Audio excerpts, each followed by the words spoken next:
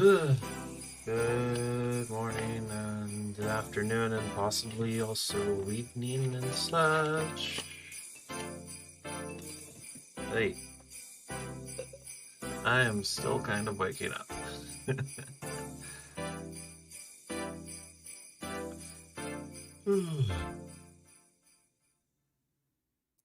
Just making sure everything looks good.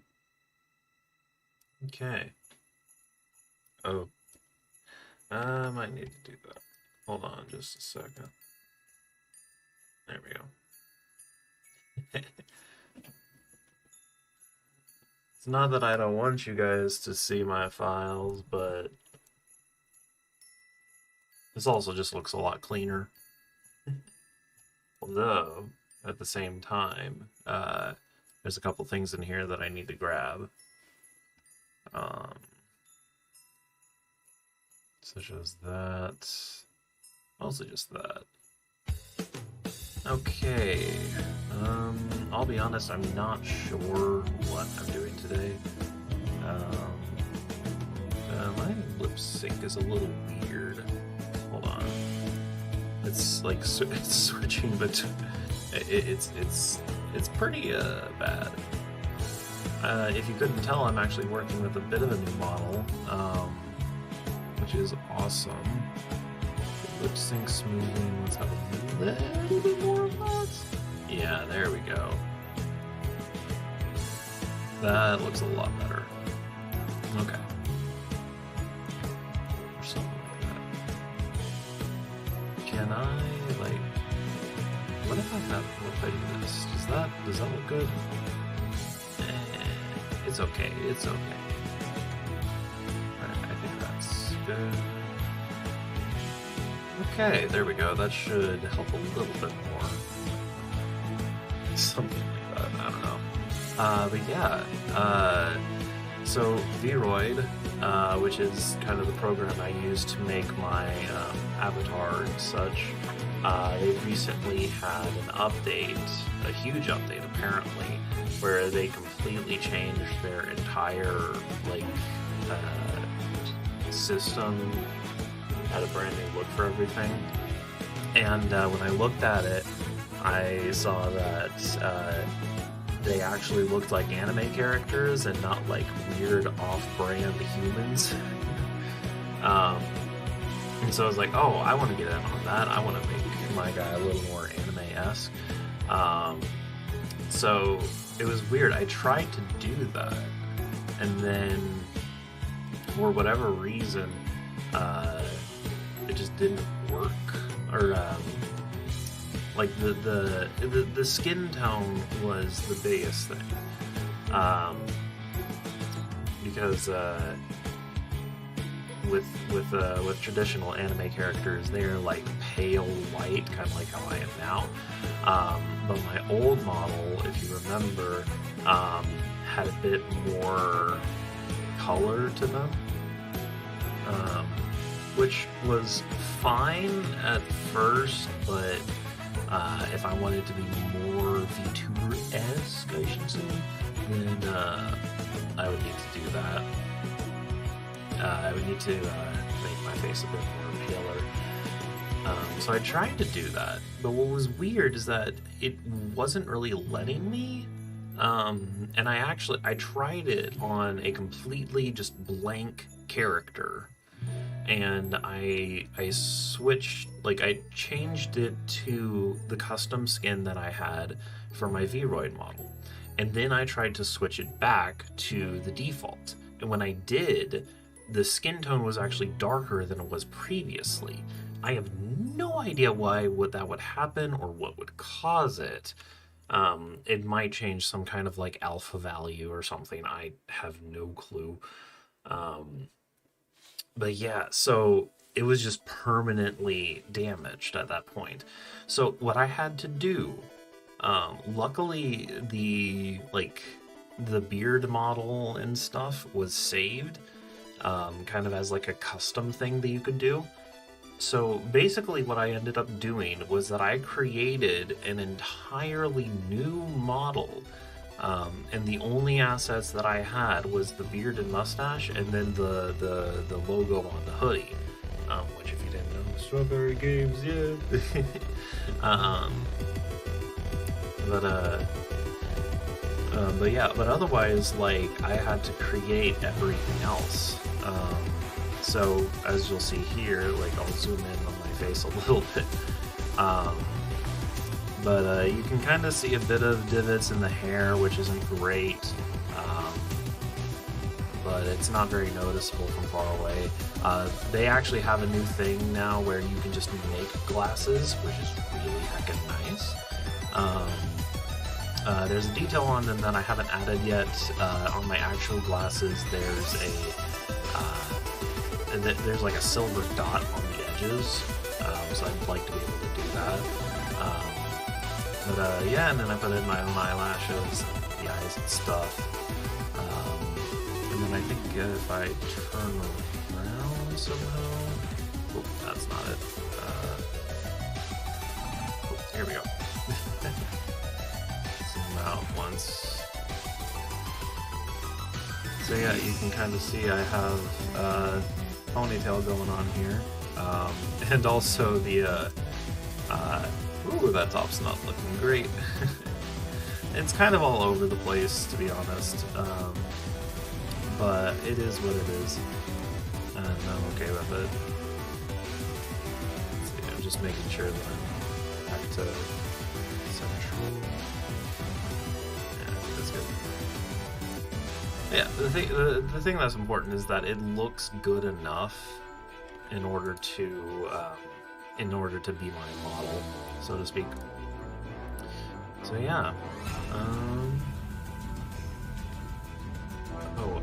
Before I forget, there's something I need to do real quick. Just give me one moment.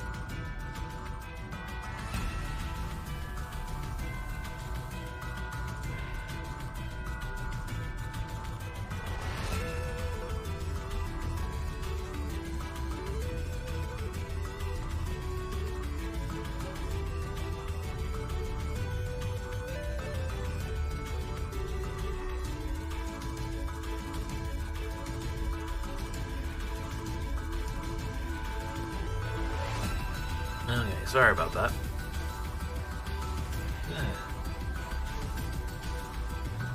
Okay, well, what to do today? I would like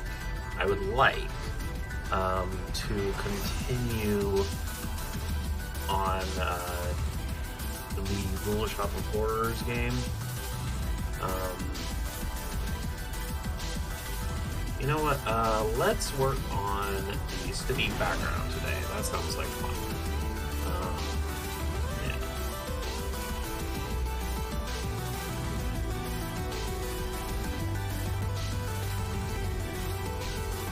I'm just gonna put on some lo-fi for myself.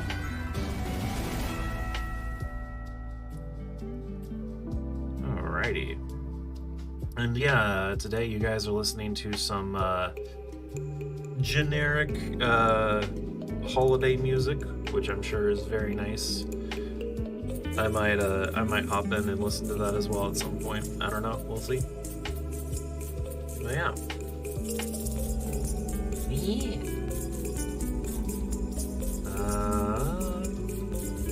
I think Photoshop is where I want to go.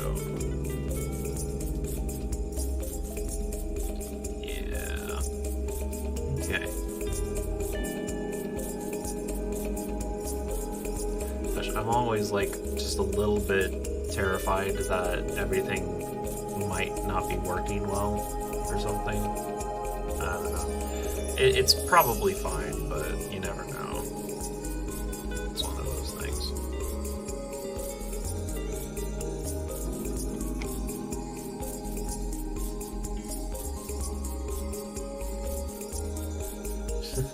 Got an email from YouTube.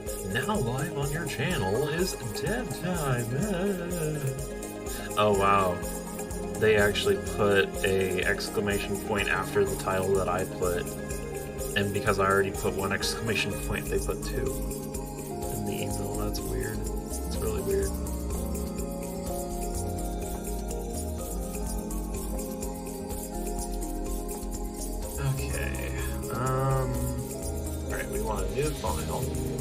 And we want to make this pretty dang big.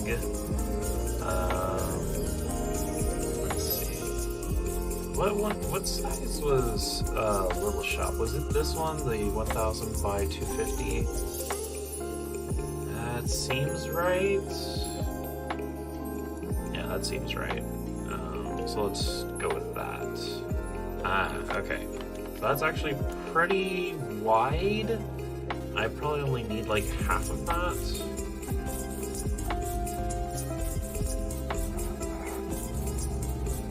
Where's canvas?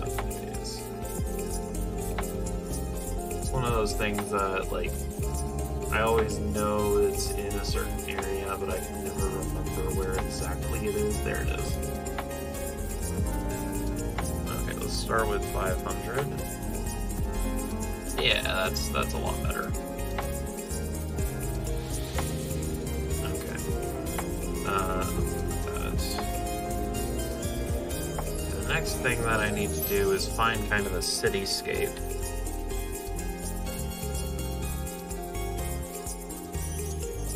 To kind of model it after. Let's see. Yeah, it needs to be like a good, like, horizon shot. There's a few that's on here. Ooh. Yeah, that one's pretty generic. Okay, I'm going to open that in a new tab, save it into the correct folder.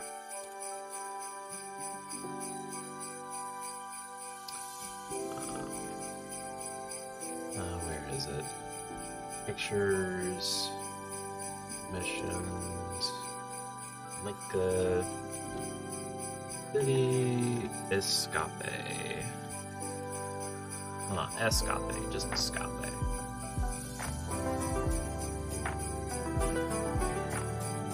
Okay, and here it is. Looks pretty neat. So yeah, the idea is that I'm gonna actually crop this because we only need this part right about here. See, I don't mind if I get a few trees. So yeah, this is kind of what we're going to be modeling it after. I want to save it in the same place, I assume.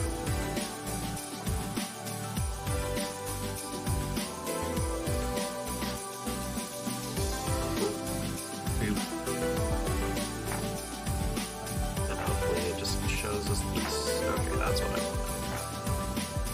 wanted. Okay, let's get into this setup.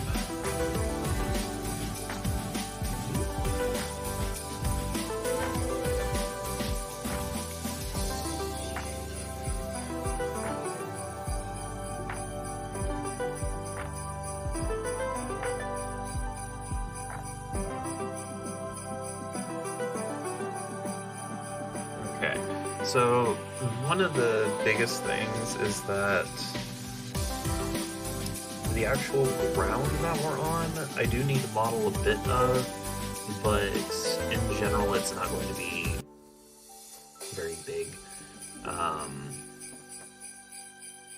Although now that I think about it, and I just realized that I messed this up on the previous one as well, but I do actually kind of have to model a bit of the floor. Yeah, because when you play a game that has a floor to it, it's not like there's nothing beneath it. There always is, but it's usually just blackness. Or it's not nothing, but there is something there, but it's usually like dark. So we kind of need to do that. Now, that being said, I'm not going to like draw out an entire sewer system necessarily. It's probably just going to be like a fading texture into darkness that resembles like ground texture. So I'm going to go ahead and mark that about there. So that line is going to kind of represent where the floor is going to be and where we want our character to walk on. And then everything above that is kind of the cityscape. So with that being said, let's go ahead and kind of just sketch this out, kind of. Oh, I should actually test to see. Okay, that's... I'm testing to see what our pixel scale looks like. This is very sketchy.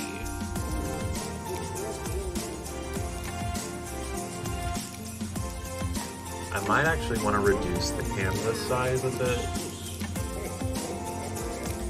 Just because, like, I want it to be at a similar scale to the other one we had. So, where is it?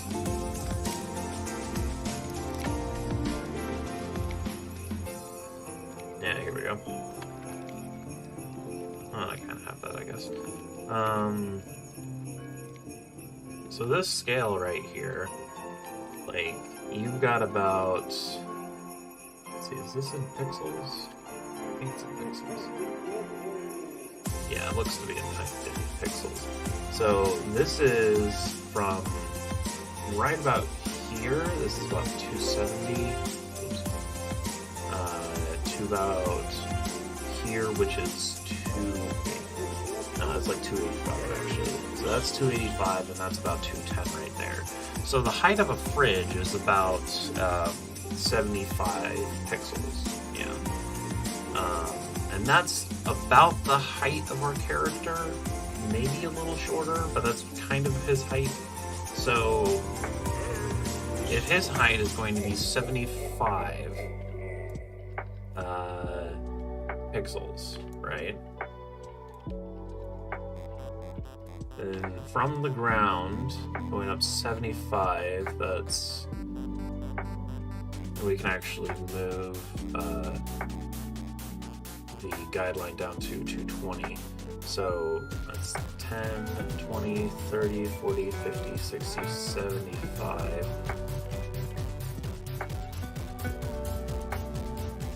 Oh, okay. So that's actually not too bad. Darn. I thought I was going to need to make it simpler, but actually it's at about a good height. I think if I work in smaller stuff first and then kind of scale up as I go, I think we'll be okay. So that is interesting.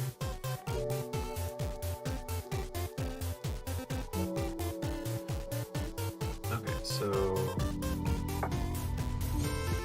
anyways, that'll work.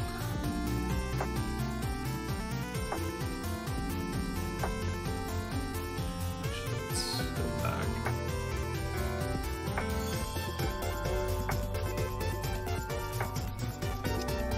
I'm trying to figure out a good, like, size for the sidewalk. That'll work.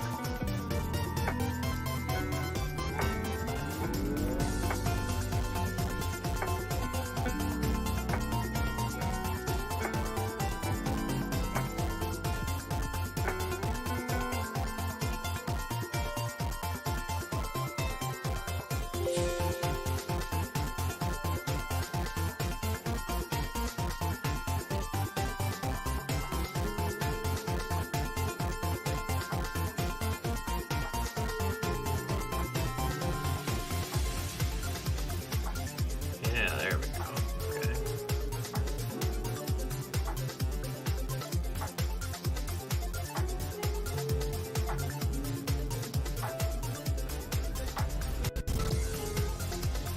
That's a little weird.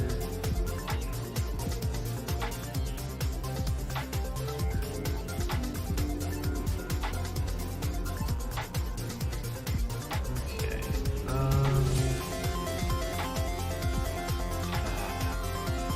I'm gonna have to... My brain is not at full capacity at the moment, so I'm these scenarios, I need to look up some examples. And currently I'm looking up some pixel art sidewalk. Okay, yeah, that makes sense.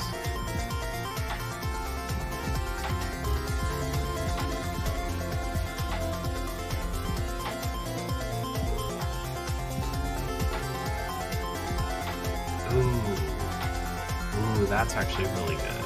Okay. I'm going to show off this image I found. Okay, look at this. So, this kind of thing is almost exactly what I'm trying to create. Like, not exactly, of course. Like, obviously the characters are different, but the sidewalk here and then going into like this brick formation down here, that is perfect.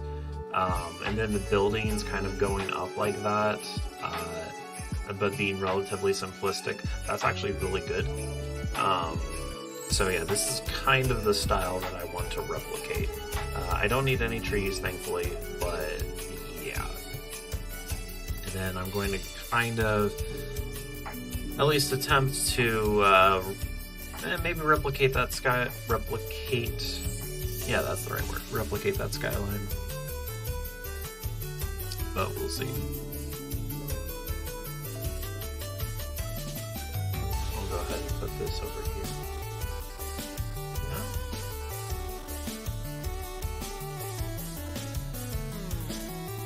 So what I'm going to do, first off, I need to unlock that background.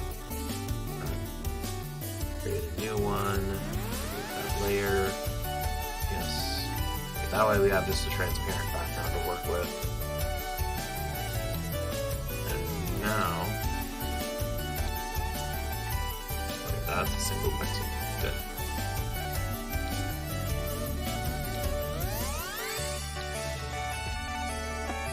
And we're going to be working completely on the excuse me, completely on the grayscale for this. I'm just going to arbitrarily start creating one.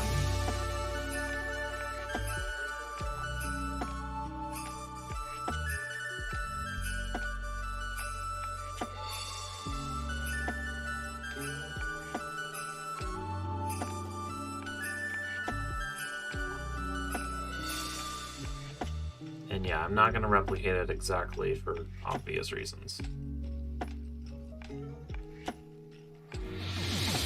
Although there's no real reason why I can't.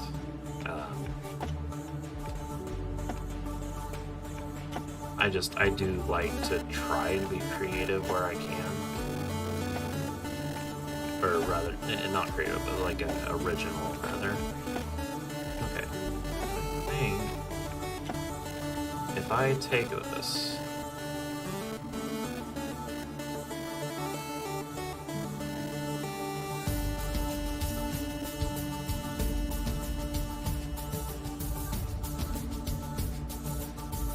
copy and paste, do that.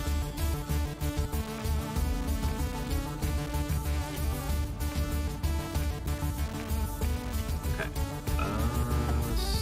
let's paste that one more time.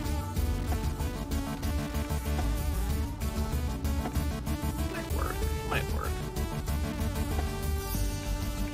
Alright, select all those, merge them, copy and paste.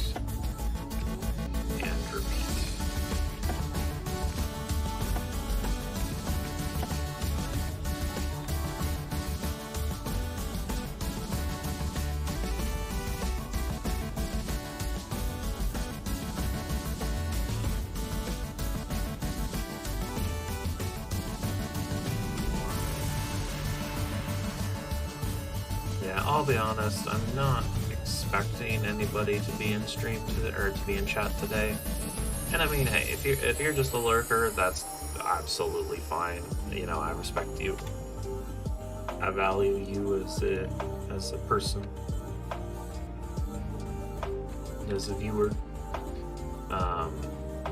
But it's the week of Christmas. Only reason that I haven't gone to my family yet is because I will be, but just like starting tomorrow, I think. Tomorrow? Wait, no, the day after tomorrow. I keep on getting my days mixed up. Okay, so that's a bit of a problem there, because we do need this to be looping. So I'm actually going to reduce the canvas size. Is there a way to do that manually? Doesn't look like it.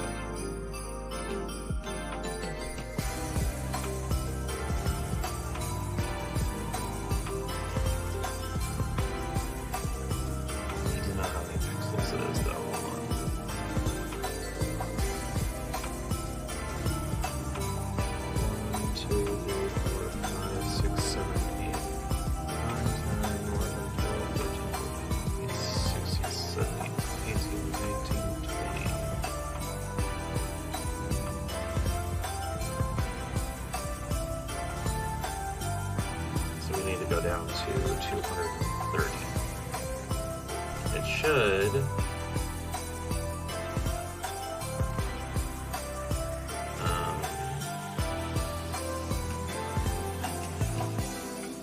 Oh wait. I know what it did. I didn't even realize, but I changed the height. Okay, so 480. See, there we go. That's what I want. Perfect. Now it'll loop. And it'll loop perfectly. Sweet. Okay. Now layers 4 through 11 on the merge. Because that is just all of those.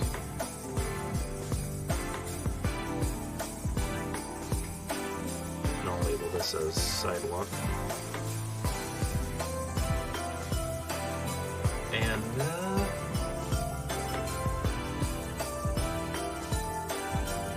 let's see, does this? Okay, it does exist there. Delete that. Oh, and it just okay. It lets me delete the layer entirely. That's fine. All right. Now we're gonna go for this brick pattern. And yeah, pretty much for this one. I mean, it's going to be a similar technique to what when I did the brick pattern in here, but it's just going to be a different color. So if I wanted to, because it's my own work, I'm just going to directly copy it.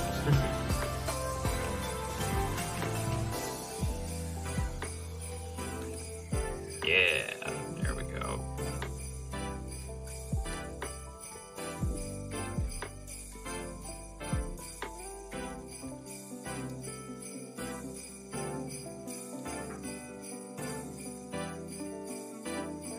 We need it to be smaller. We need it to be like half this size. Which might work for us.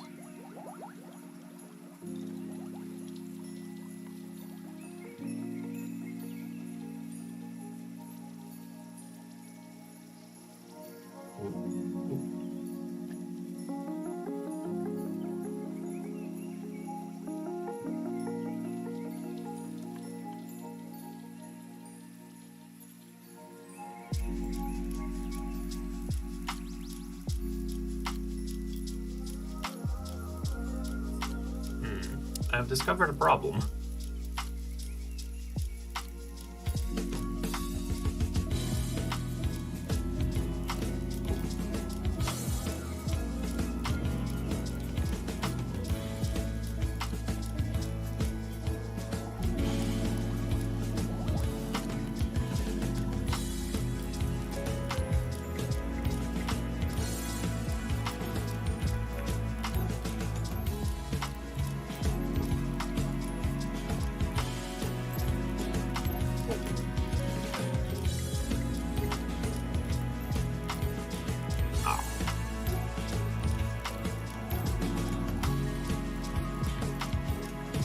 Well, you know, I only need like the top layer.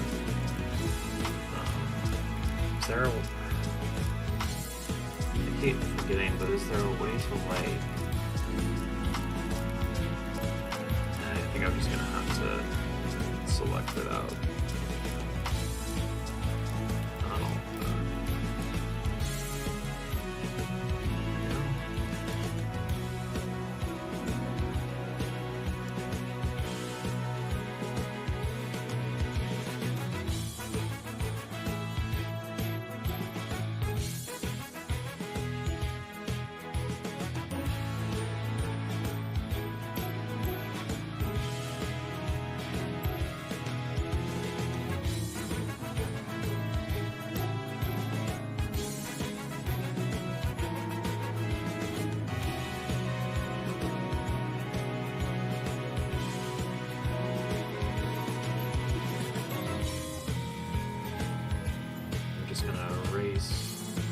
All of this down here.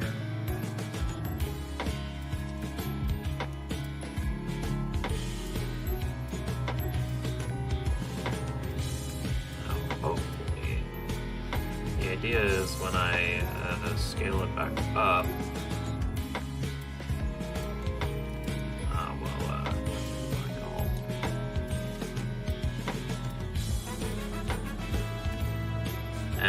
I'll just make it from scratch.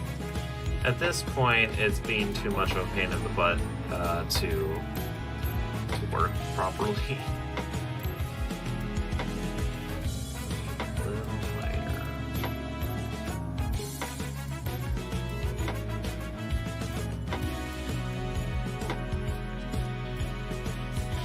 A little more. There we go.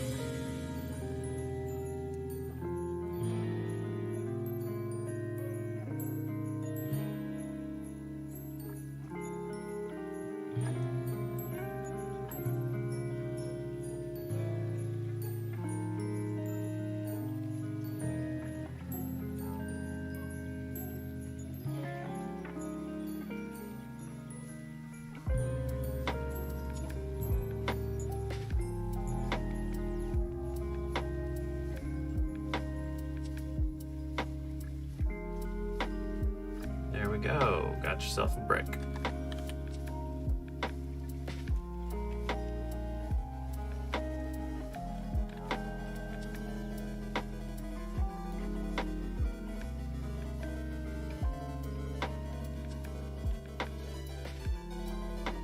And now we're basically going to do the same thing that we did above, where we just copy and paste and connect.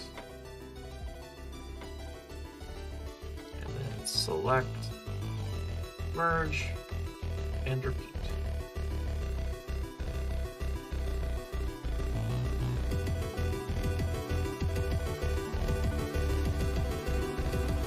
One thing that was kind of neat recently was so I do trivia nights over at a bar and grill. It's a really fun gig. But this week there was a question under video games, and I'm always like, oh boy, my favorite subject. But what I always find so funny about them is because the questions are meant for people who, like, it's supposed to be general knowledge, not like people who are in the know about certain things. Then anytime a video game question comes up, for me it's like some of the easiest questions in the world. For instance, one of the funniest ones, and this is actually a few weeks ago, but the question was, in Super Mario Brothers for the Nintendo Entertainment System, what power-up allowed Mario to throw fireballs? And it's like, wow, you're really digging deep for that one, man. You know what's funny, though? Not everybody got that. And I mean, it's fine. I really don't care if people like or know or even like video games. I just found it really funny that not a lot of people knew that kind of thing. Okay, I'm gonna make sure that this goes all the way. It does not.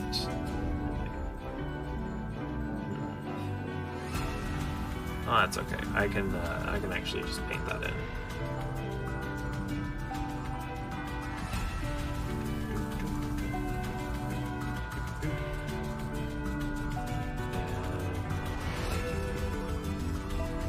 Now the big question is,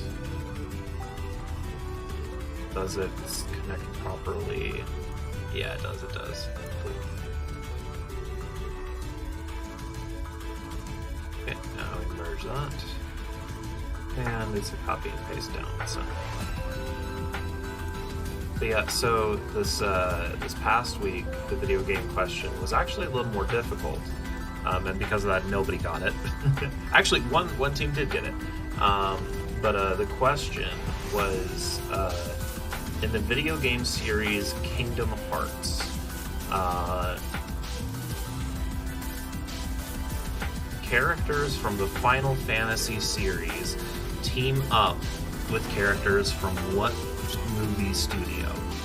And of course the answer is Disney.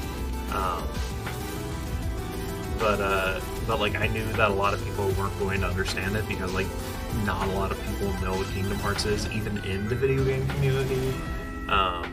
So like I had to I did two things. First, I played a Disney song during the like when they have to think about the question and write down their answer, but also I kind of changed how I worded the question. I told them that it was a famous movie studio, so that kind and that did get one team to get it correct. Well, one thing that was nice to see actually, also, hey, look at that, it's a sidewalk. One thing that was nice was that because not a lot of people knew, when I did actually give out the answer and I was like, oh yeah, it's Disney. They team up with Donald and Goofy and then go on to themed worlds based off of The Little Mermaid and Aladdin. And I heard a couple people going like, what? Ooh, that's kind of interesting. And I was like, ooh, hey, I'm advertising.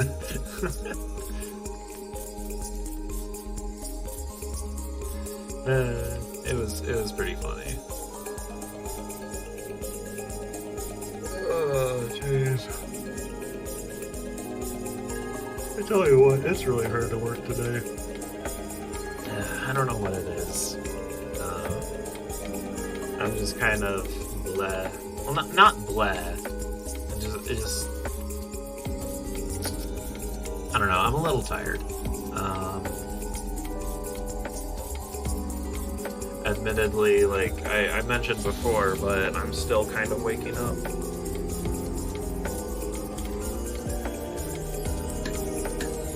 Over the weekend, I only got like, I don't know, I didn't get much sleep over the weekend, so to make up for it, this week I've actually been sleeping in quite a bit. And today wasn't nearly as bad as previous days,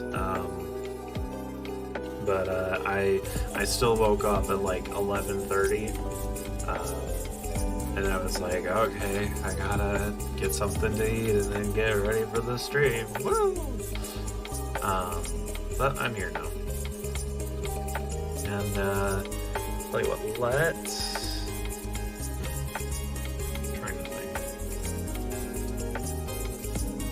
I'm trying to think about how best to pull this off.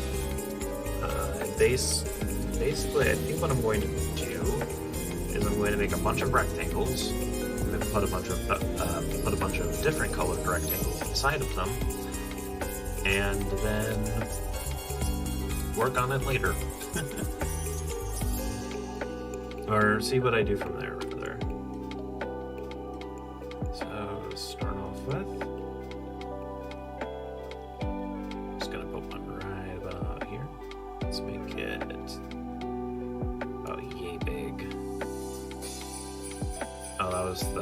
That was the wrong thing. Nope. Nope.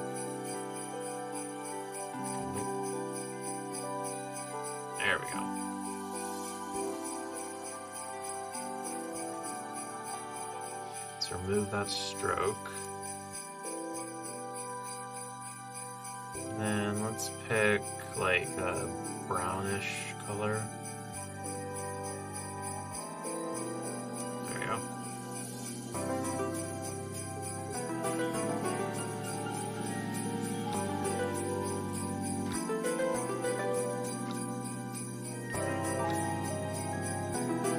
Let's rasterize it, copy and paste, and then I'm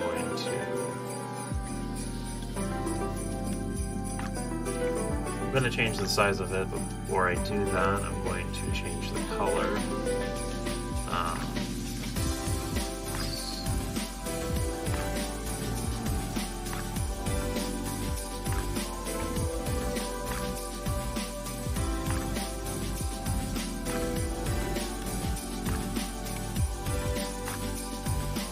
Yeah, let's put that one there. There we go. Actually, I'll put this one over here, and then we'll put one in between. That is actually just gray.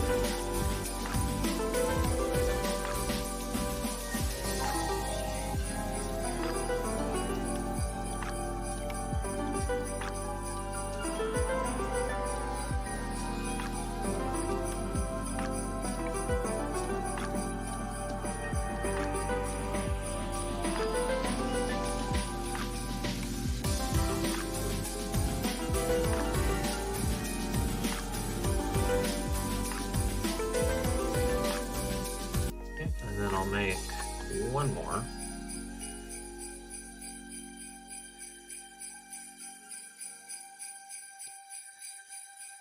To kind of go to the end. And I'll make this one like a kind of this shade of brown.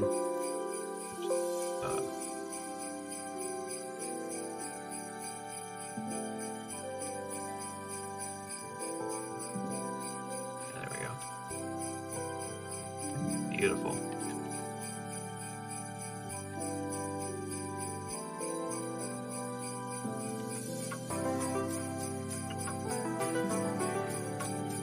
What's your favorite flavor of ice cream?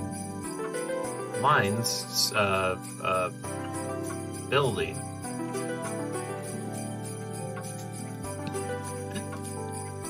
I'm tired. Oh, jeez. How bad can the jokes get? That's the question.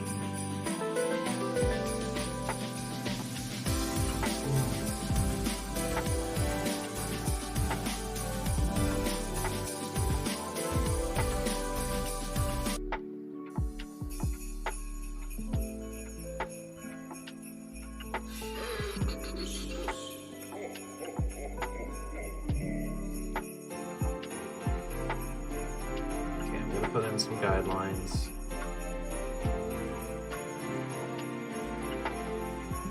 There, there. And then I'll put, let's see.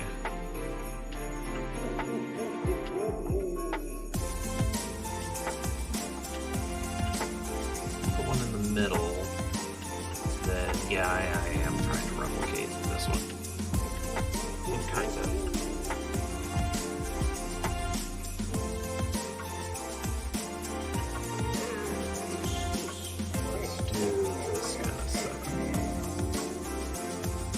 You might be wondering what I'm doing and why I'm putting in possibly more than I need. And that's only because I need to be able to select them.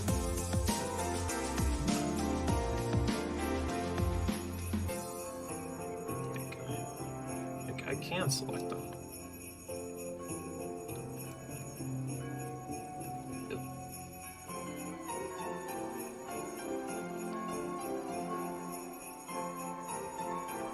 Wait. Oh, maybe I should be able to do that in this, right?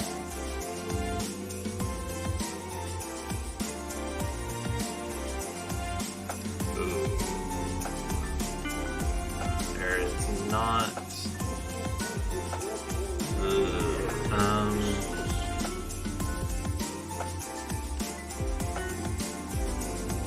Let's go line.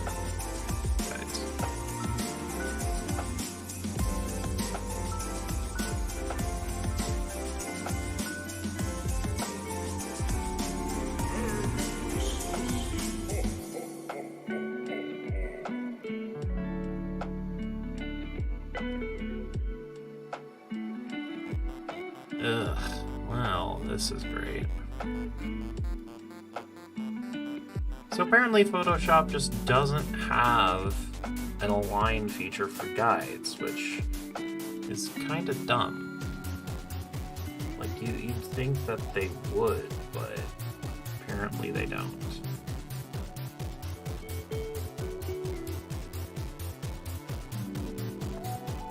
Here, guides.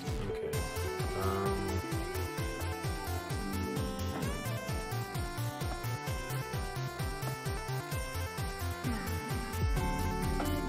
Wait a second. No. It's like I can't. Right, I can't select them.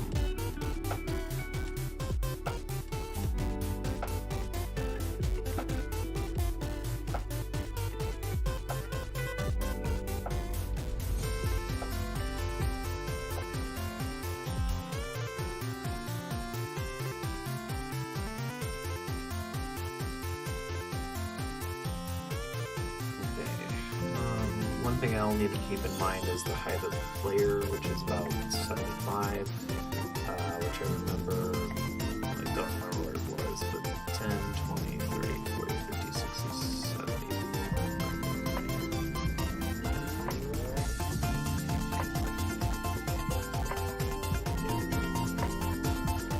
Okay, so that's the height of the player.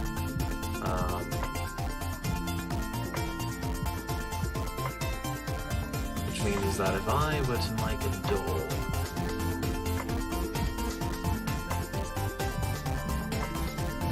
it would need to be a little bit higher.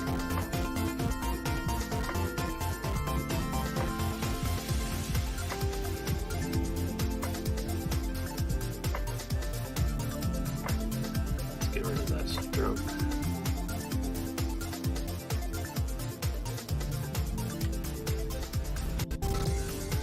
Rasterize, merge, just because.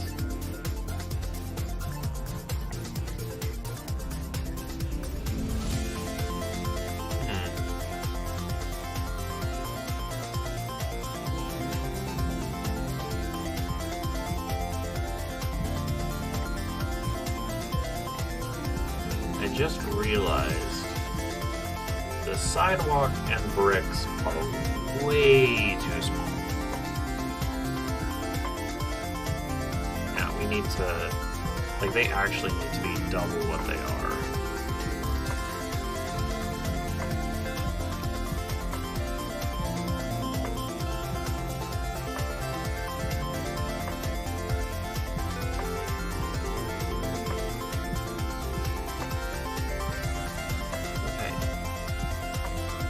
Nice.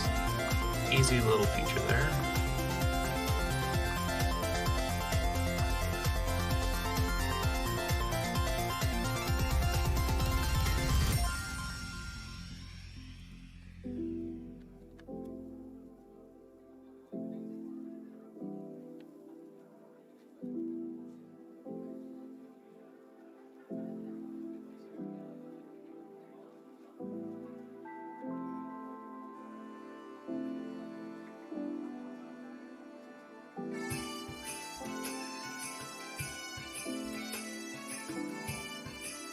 Still lines up pretty dang perfect, which is good.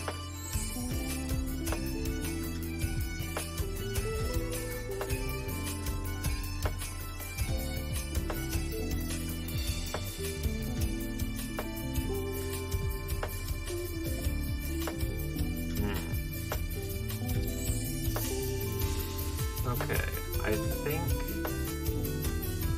unless I want this to really just loop like crazy, I think we need to have a bigger canvas. Specifically, double. Let's see, 480 multiplied by 2, that would be 16, and 80, that would be 960. And then this would be 500. Not 5,000. There we go.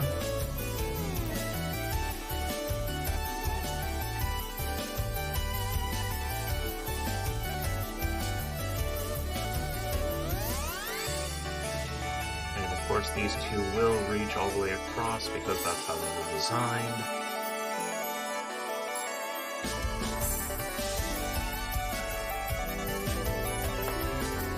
The rest of these,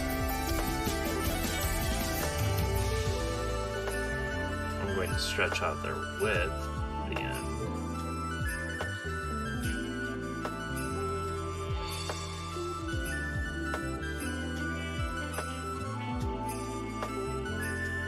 And then I'm going to reduce this by a good amount. I have a square one.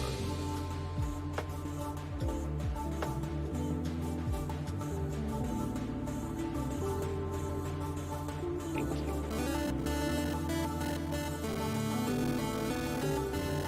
Good old pixel rectangle.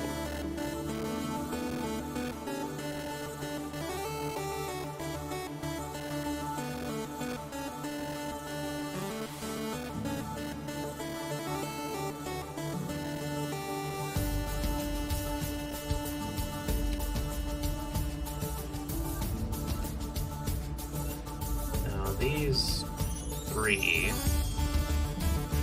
I can stretch up. Well, actually, I can do that with this too, actually. Because I just need to, just do that.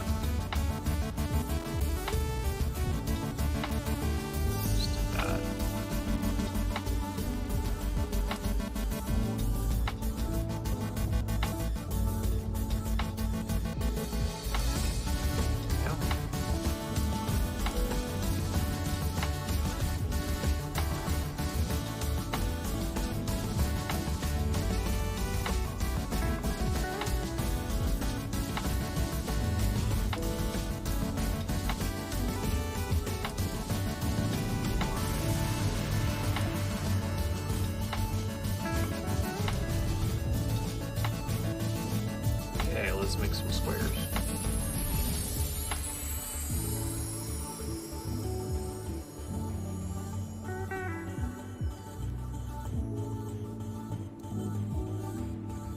Oop, actually, I want the fill to be gone.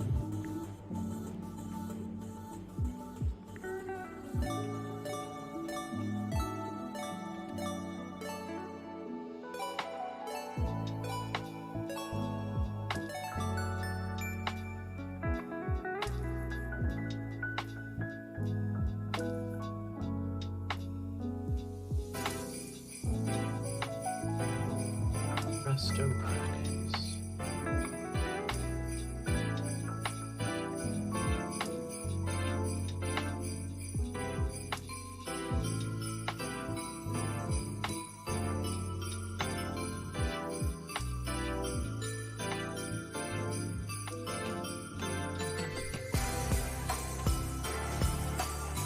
That's how close they would need to be in order to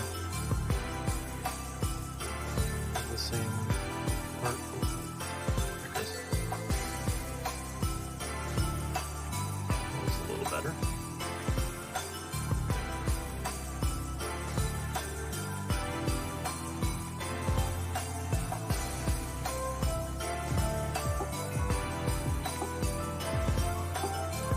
Actually, before I do that, let's actually make this into a window. Way I can just copy and paste. We're gonna make the window this big.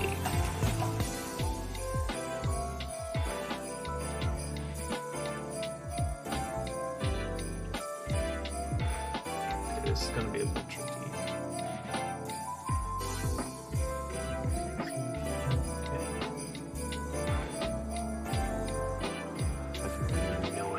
Center of this thing is at. Let's see.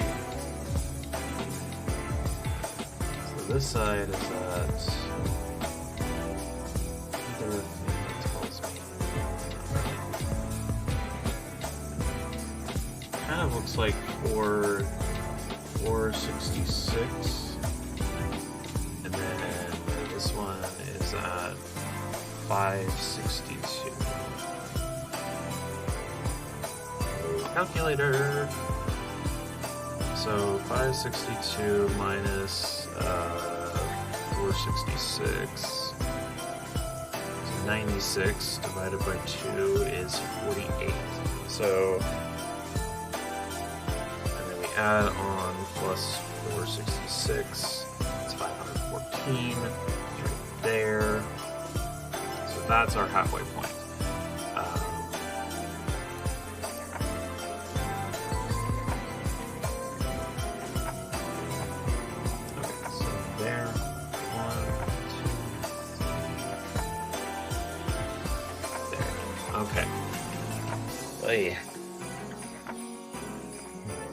So if you couldn't tell, what I'm trying to do is draw in the corners of the windows by giving them a bit of a bevel, and then actually like drawing it in, or filling it in rather.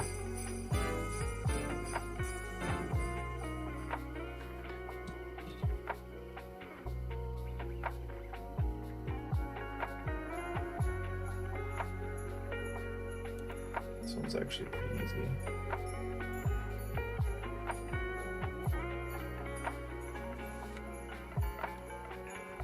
I just remembered I can actually do this.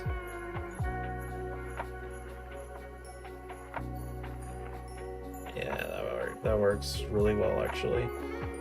Gosh, this technique is such a lifesaver for me. That's fine actually.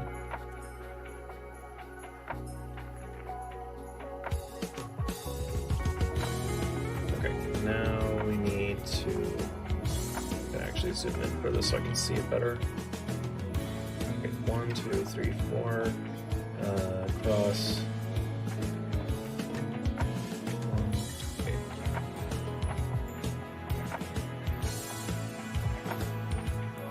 Okay. Sorry, 1, 2, 3, 4, across, 1, 2, 3, 4. There.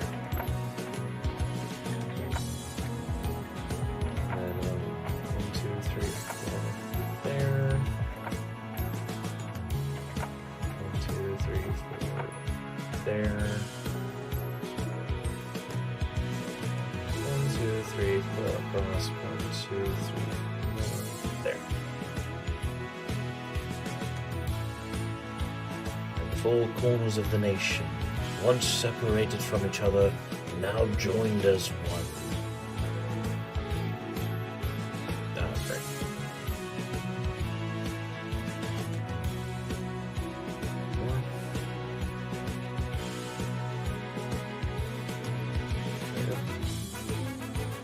Now for the fun part. Yeah.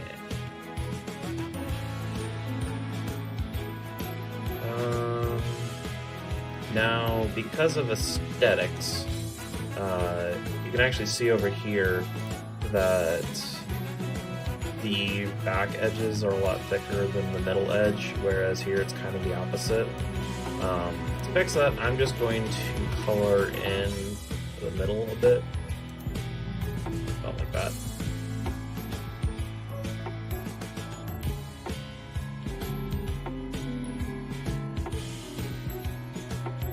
And yeah, that looks a lot better.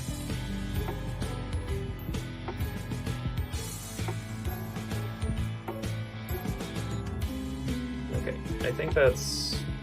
well... darn my need for perfection. that sounded wrong. It's not that I need to be perfect. It's just that if I don't do the right thing now, then I'm going to have to do it later, and it's going to be more work later. So I kind of need to do it now. Basically, all that I really want to do otherwise is to add in some like light reflection stuff, which is literally just I take this, make it a bit lighter, and then kind of just draw in diagonals, kind of like you see here.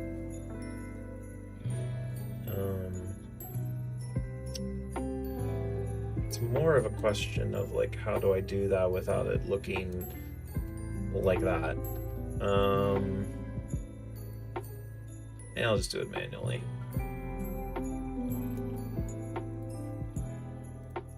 So, how's your guys' day going today? My day is barely started, and I'm tired, but I'm here and we chillin'.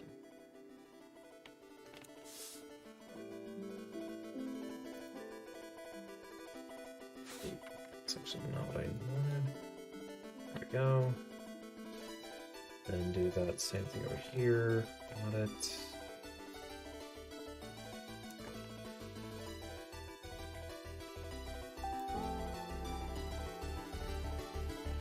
Let's add another one down here.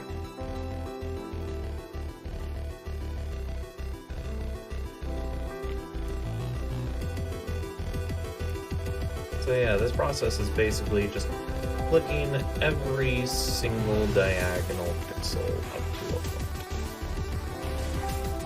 So right there, bring it down, pop, good.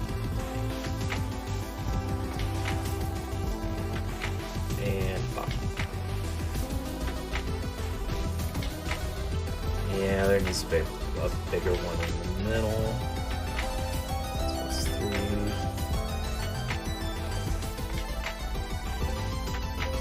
Let's put them right there.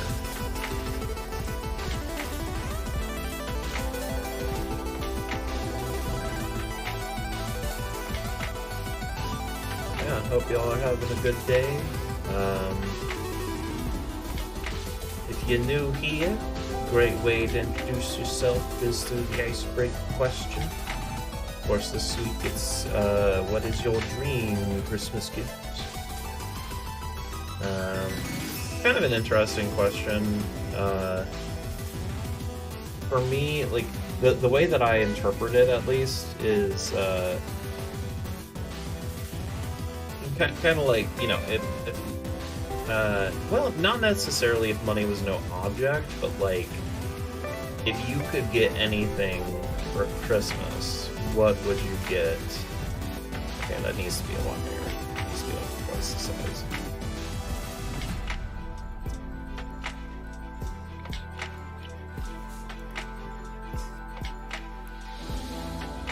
And for me, I actually did put this on my Christmas list, like my wish list, but I really want to get an Oculus Quest 2.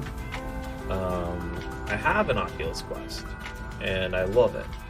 I don't use it as often as I used to, but it's a lot of fun. And I love the VR space so much. I'm so excited to see where it's going to go next.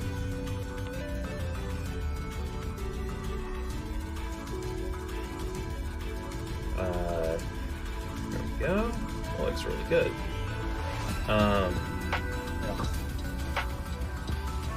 But yeah, more or less just, hey, it'd be nice to get that upgrade, you know? I mean, hey, if money was no object, then I'd skip on the Oculus Quest 2 and go straight to an HTC Vive. Because those are supposed to be like the best of the best.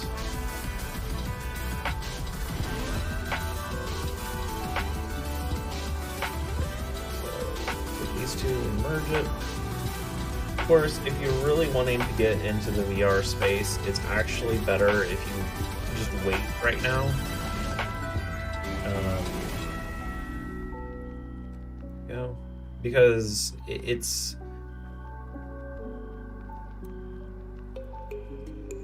not, how should I put this? We're in a stage right now where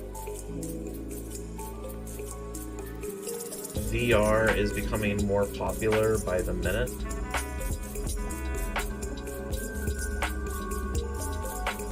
And every year, almost every year, a new and better headset comes out. It's not quite.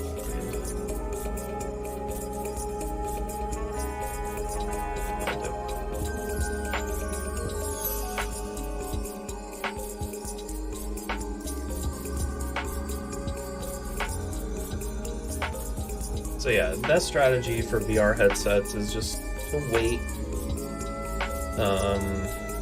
In general, when it comes to tech, there are two things that you need to balance. On one hand, you need to wait as long as possible in order for the best thing to come out. But at the same time, whenever you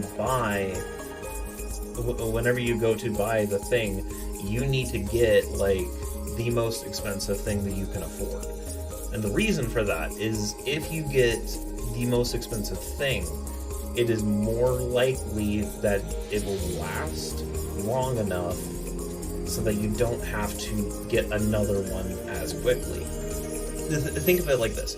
If the average computer, like just for general use, not for gamers, if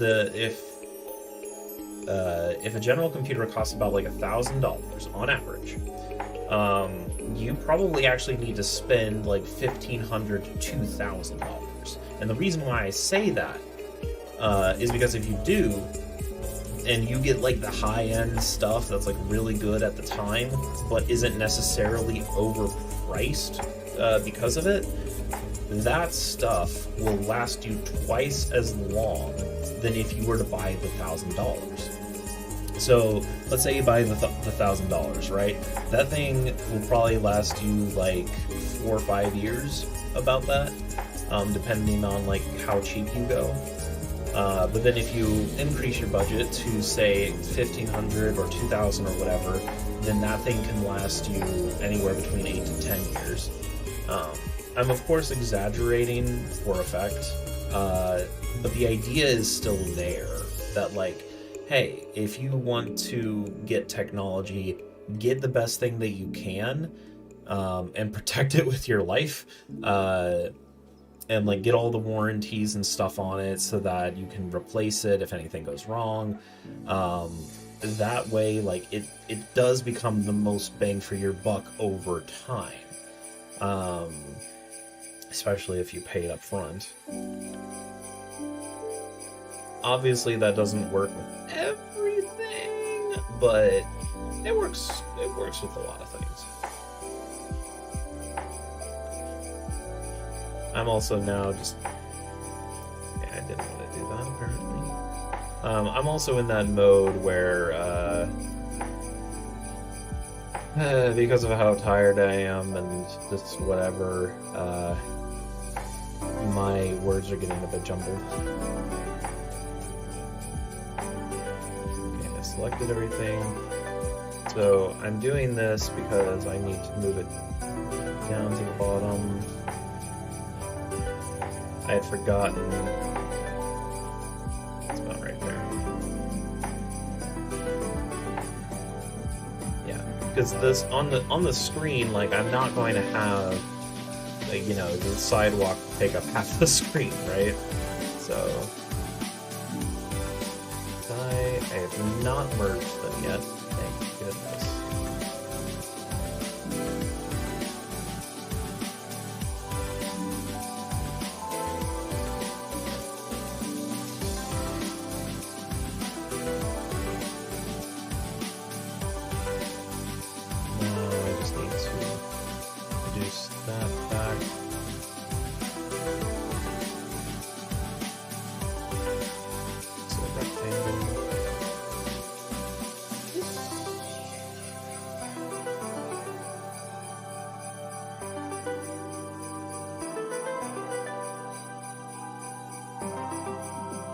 Kind of a random thing to talk about, but I just thought of it, so might as well talk about it, you know.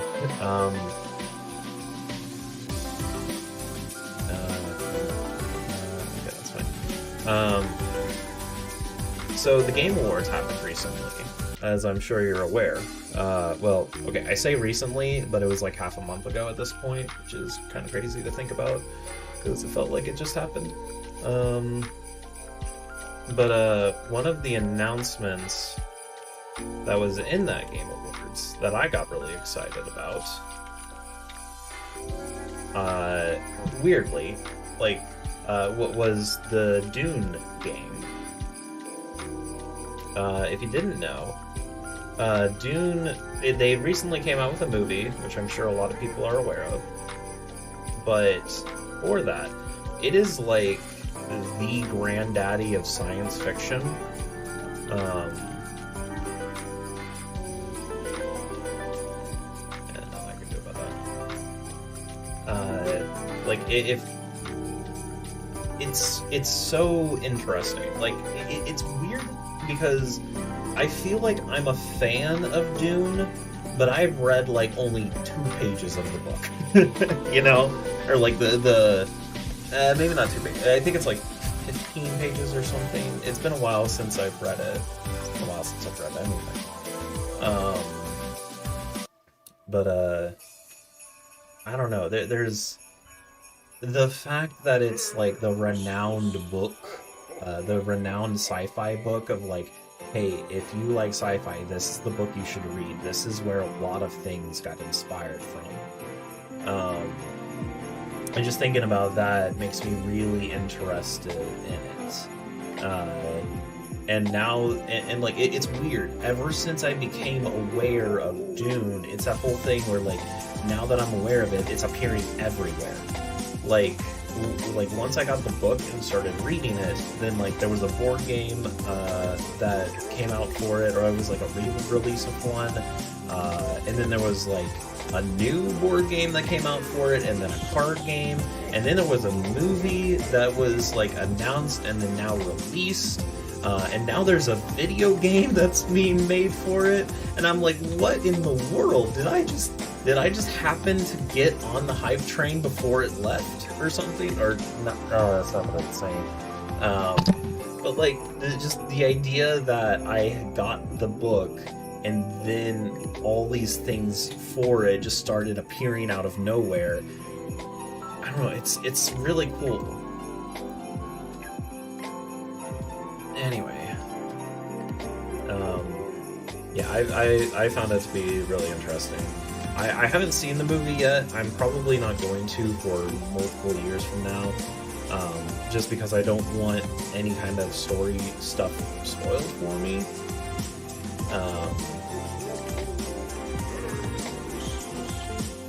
Because, yeah, it would be...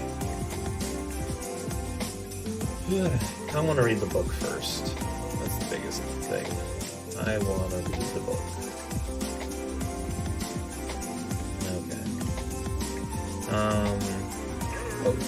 Oh, right. I have not saved this yet. City background. Gosh. That moment when you realize that you've put multiple hours into working on something, but you haven't saved it.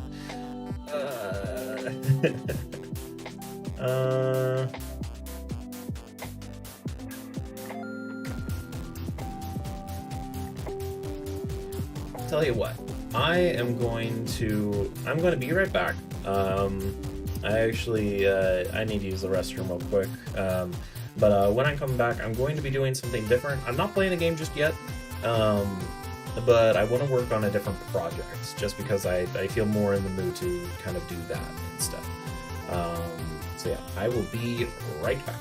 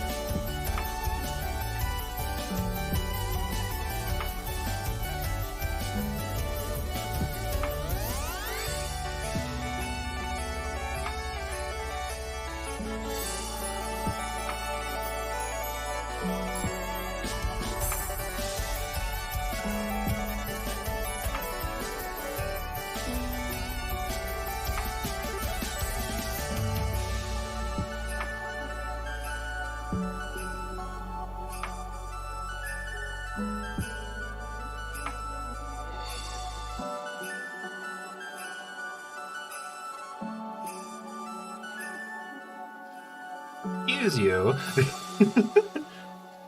No, you're good. No, I was just trying to figure out what I'm going to do next. But hi, Alexis. It's good to see you. Also, hey, I'm anime. Look at that. Let's see. I'm trying to think on because I was working on some pixel art earlier. But now I'm like, okay, do I want to work on a side project that I'm doing, or do I want to work on the animations for that game? You know what? Let's work on the animations. Yeah. Usually side projects are side projects, so not something that I should do on stream most of the time.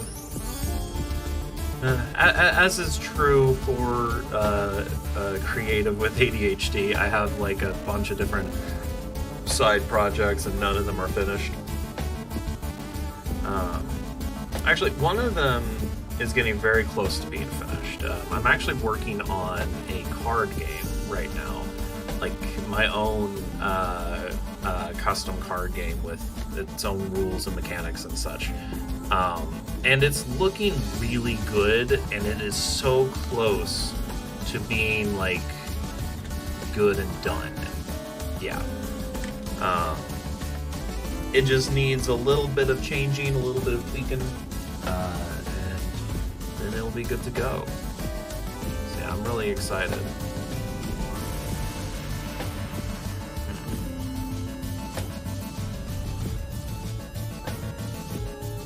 Whoop! There it is. Ah! No.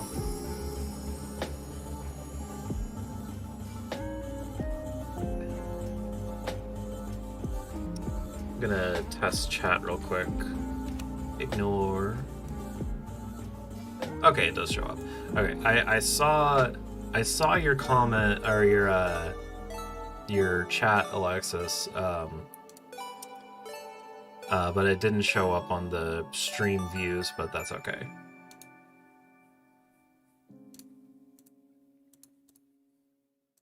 Okay, I'm actually going to navigate to YouTube Studio so that I can manage my stream from there if necessary.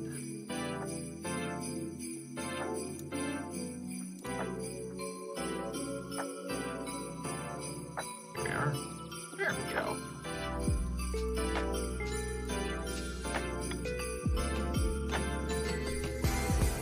Oh gosh. I said message retracted, and now it looks like I said something sketchy.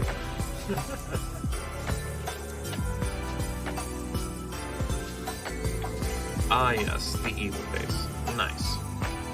Oh, by the way, for those of you who have watched me work on this game before, this is kind of something that I actually did off stream. But I actually did put the mica sprite into here and then kind of messed around with some coding. Let's see, I'm trying to remember what I've done. I think I've just made some general movements. Let me take a look. So what I think I've done, move left, move right, able to jump only once.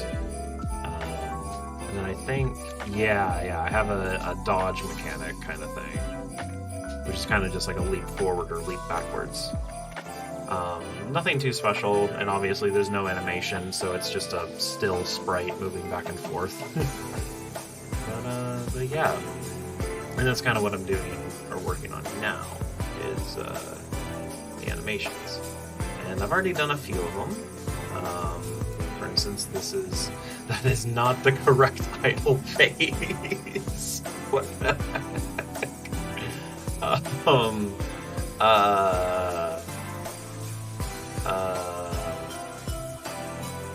That's awkward. Oh, I see. I added in a new face. Okay. That's funny.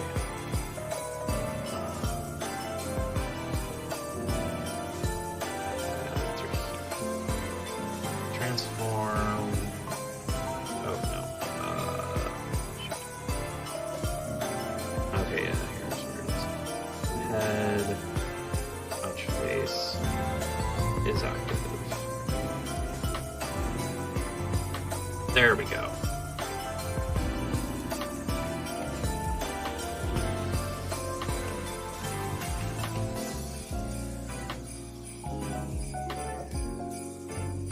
And then I just do that.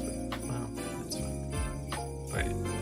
But yeah, so one thing that's kind of neat is that I'm doing what's called bone animation. And basically what that is that I create the individual ligaments. So like the arm, the bicep, the torso, the thigh, the leg, and the head. That's my setup at least. And then I animate it by, basically rotating each individual piece. So like, but like, the whole body. However, if you do that normally, then the frame rate at which you will animate the character will be defaulted to whatever the frame rate of the game is, which can work if your animation is detailed enough, but most of the time what will happen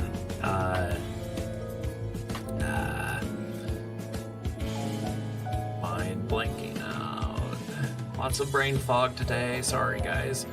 But what I'm doing is I'm basically what's the term for it?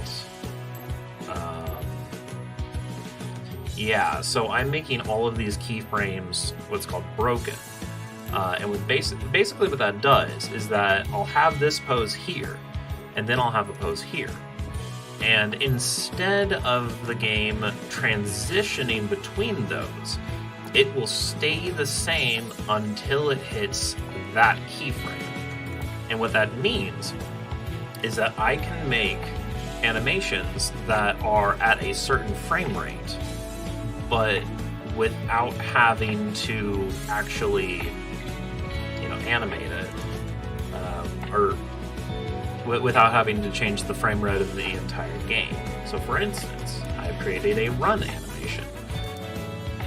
And again, the ouch face. It's legitimately funny to me. He's just running like crazy and he's like, oh! Okay, anyway, do that. And then yeah, I'll kind of move out a little bit, but you'll kind of see that he's doing a run, and it actually looks pretty decent.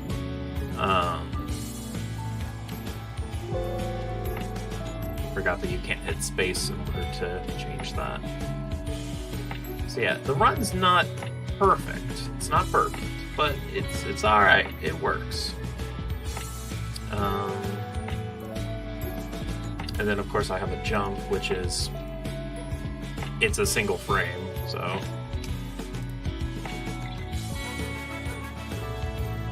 Gosh, I had to add the ouch face after I made these animations. I mean, this is legitimately funny, so I don't mind, but it's pretty great. Okay, let's go ahead and make a new clip. And this one is going to be for, let's see. Well, I don't need him to run backwards, because this is like a platformer-esque game. He can just turn around whenever he goes a different direction. Hold on. I'm going to take a look, because I made like a proper game design plan for this game. I just need to find it. Oh yeah, a while back I looked through like a bunch of old documents that I wrote a while back, so I need to sort through those. Okay, I'm just gonna have to browse it. I think I put it on the desktop. There it is. Okay. Not sure why I So on here, there's like a walk cycle. Here, I'll go ahead and show this.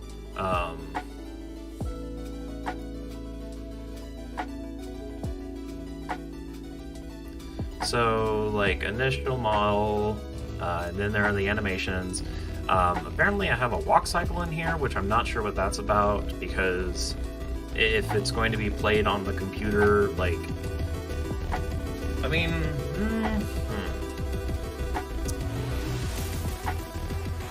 actually I could. That's not a terrible idea, actually. There's a couple things I could do with that. But then I have, like, punching, uppercutting. I should also include, like, a super punch. I'm trying to remember. I've gone back and forth so many times on what the combat is actually going to be like that I'm having trouble remembering. In fact, because of that, I'm going to write it down.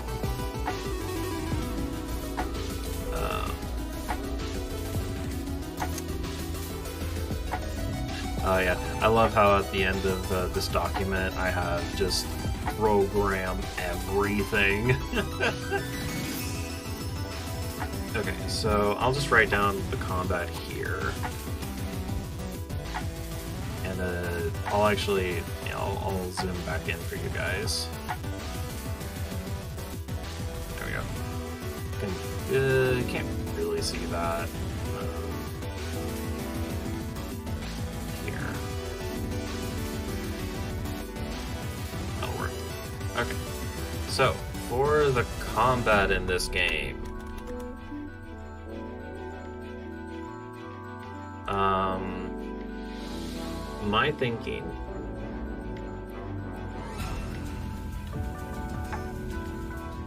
my thinking is that the actual combat itself is going to be fairly simple, but the way it's going to look and the way it's going to feel is hopefully going to be pretty good. And the idea is that you will have two different kinds of attacks. You will have a light hit and then a heavy hit. And then variations of those will be a straight and an uppercut. Now,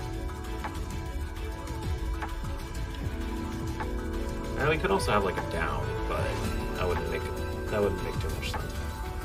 I don't want to add like a stumble mechanic in this game. That's too complicated for the time being.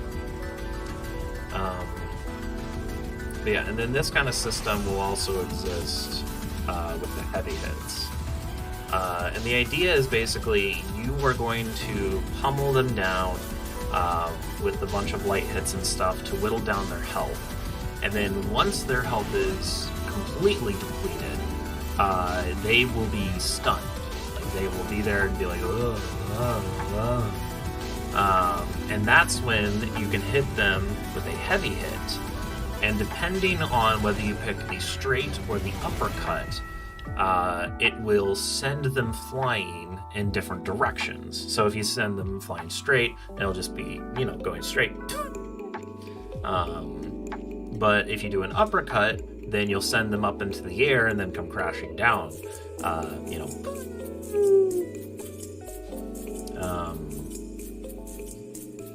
And the idea with that is that hopefully, the idea is that when you face off against Audrey 2, like the big boss, then he will actually be, like, the whole time the idea is that he's, like, creating these smaller versions of himself to come and attack you, and to try and stop you from stopping him, of course. But then when you get to him at the end, you actually use that against him, where he's throwing out all these little guys, and then you're punching them, and then you're punching them back at him. So that every time that you hit him with one of his little enemy dudes, then he takes damage. And then over time, that'll destroy him. So yeah, that's the basic idea with that. And then there's also the dodge. Just because I thought it was cool. And it's not going to take much to implement. I mean, I've already got the actual input down. I just need to add the animation. Let's see. You're able to jump, so the question then becomes, are you able to attack in the air? And maybe?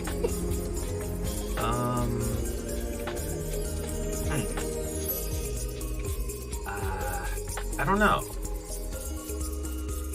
I'm kind of two minds about that. Like, it'd be interesting. Like, you jump up in the air and then you're able to slam them back down. That actually would be kind of neat.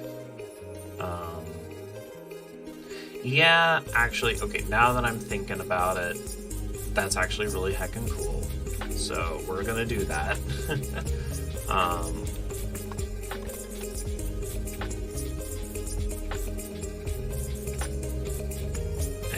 It's basically going to be the same thing, except instead of the straight uppercut, it's going to be a straight and then a dunk. And of course, with the light hit, it's not really going to do much. They're just going to fall back down to the ground instead of staying up in the air. Like kind of the programming on the programming side of this, the way that you would do this light hit straight is that he would throw out a hit, and then if the hit connects, like if the enemy takes damage, then you're kind of bounced in the air just a little bit more, so that you can do it again. And again and again and again and again. And if you wanted to, like a lot of fighting games will do this, is like every time that you hit a person and they don't recover, especially if they're in the air, then you actually will slowly increase their gravity so that they fall faster. And that way it's a lot harder to keep up combos.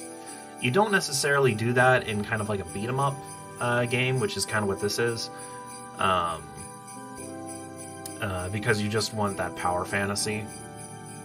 So you don't want the game to kind of fight against you. You want the game to provide fun and like fun combat, and not necessarily challenging combat. It can be challenging, but it's more important for it to be fun and not so like highly execution based. Like somebody should be able to play this, button mash their entire way through, and then win. So yeah, the heavy hit dunk I'm really excited to see, because that's gonna be he's basically going to do like a front flip in the air and just slam people. Well, not grab and slam, although that would be really cool, but I'm not gonna try and program that. Yeah, he's gonna hit people with a big old meaty punch in the downwards direction. They're gonna bounce off the ground and then fly every which way. And yeah, it's gonna be fun. Outside of that, like, I don't think I'm gonna have like a shield mechanic in the game, or like a block. If I need one later, then I'll put it in. But for now, this is fine. So, with that being said, we do actually need a walk cycle. I remember that. So let's make that first.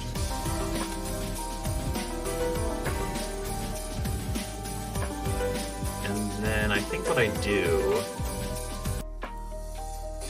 Actually, yeah, so what I'm going to do is basically I'm going to take this walk cycle, or this run cycle, and make it much less exaggerated. Yeah. So select all, copy, go to the walk cycle, paste, and voila. Voila. All that we need to do now, first I need to hit record so that any changes I make appear on this graph. Let's see. So the basic idea with run cycles and walk cycles, for that matter, and the way that I kind of go about them is that you start with the two most exaggerated poses first. That being, you know, this one where his legs are outstretched this way, and then this one where his legs are outstretched that way. And then from that point, you create in-betweens and then in-betweens for those in-betweens. Yeah, I mean, that's kind of the basic idea with any kind of animation, is you start with key poses and then create in-betweens to go, you know, in between them. And then as long as you get the timing and the weight and all that right, you're basically good. Also, something that I've kind of noticed as I've been watching my character do his thing, or my avatar, I look tired. Like, my avatar looks tired, which, I mean, accurate, but he also looks kind of high. Just a little bit. So I might fix that at some point, but for now it's okay. Alright, so let's see. Right. I always get inputs mixed up between programs. Oh shoot. Is that not... Those two don't rotate together? Oh wait, no they do. I was choosing the wrong one. Okay. Well, first off, okay, torso wasn't that to begin with, so we need to rotate this back. 0.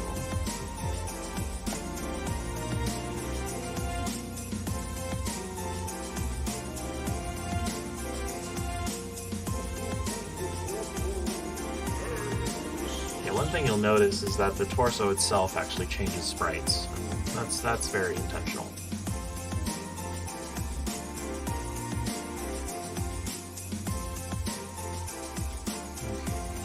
Let's also make that back to neutral. Just do that for each keyframe.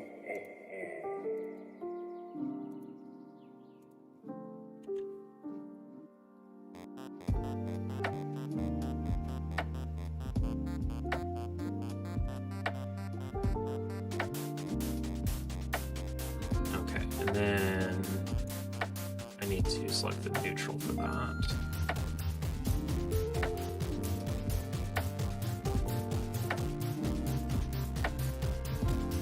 Uh-oh, ouch face.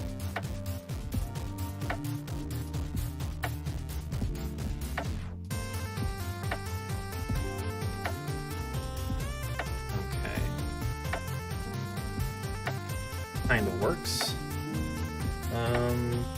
Let's see, he's bobbing up and down a little bit, which I don't really need. So is that something that's happening? All it is not. Ugh. That's every single one, isn't it? Yep. Why'd I have to make it like that? Might honestly be better, and I think I'm...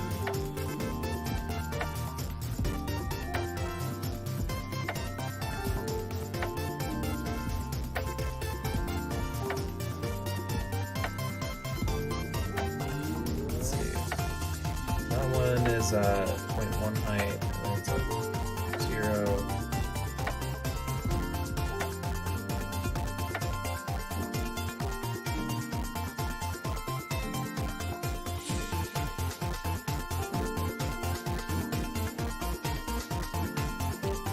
They go between 0.1 and 0 as indicated by over here-ish.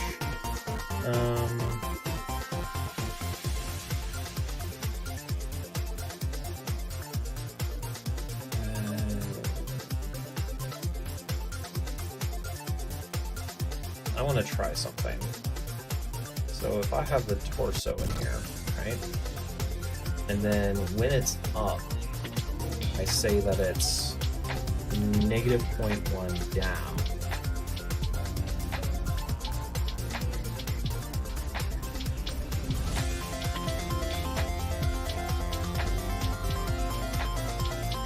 But then when it's down, I say that it's up. Kind of do. And of course, I'll have to.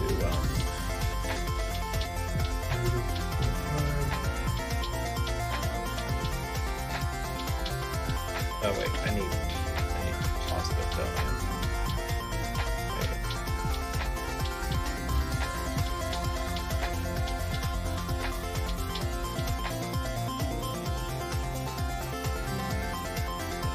Zero. Basically, I need them to zero out. Okay, so oh yeah, that's correct.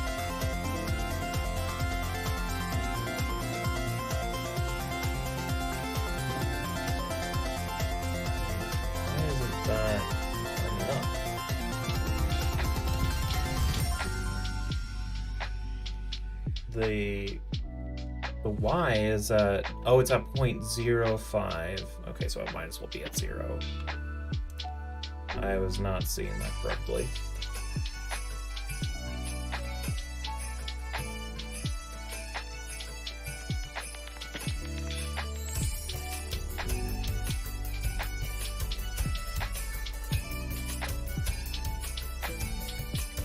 And then we'll switch this one to negative 0.1.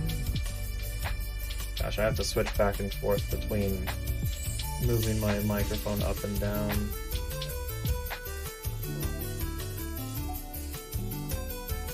Sometimes it's hard to see my keyboard and exactly what I'm doing. I can stay there, and then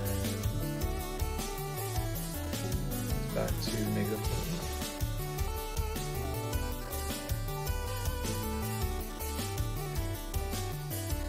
Now it's fine. Okay, so that's that. And all of these need to be broken. Or maybe broken somewhere.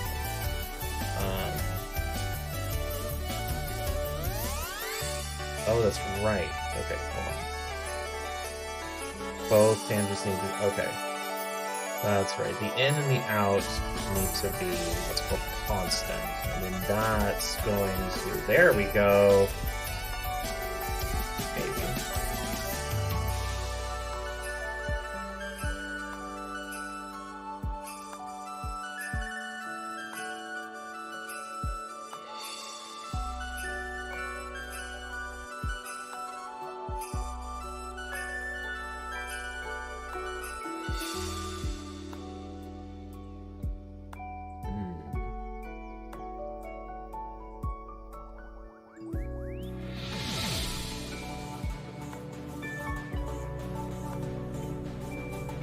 I'm gonna take this and just kind of paste it on here, but make it negative. That way it, yeah, that way it evens out. Same thing here.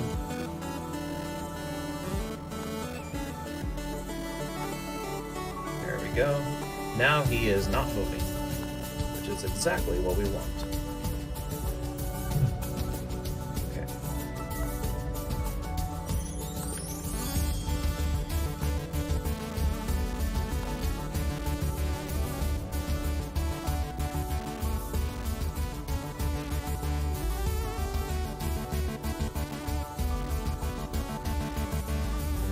Take the left thigh, put him at the most exaggerated position in this direction, which...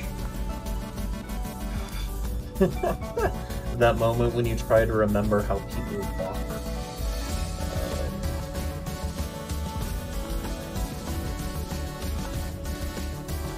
Yeah, okay. So it's not flat foot. It's basically... I mean, it's basically an exaggerated run, but with more foot contact.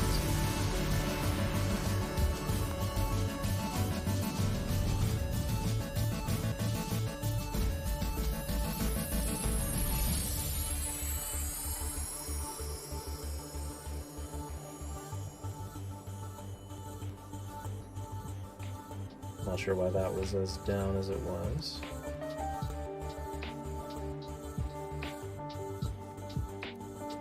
Okay, now we do the same thing here.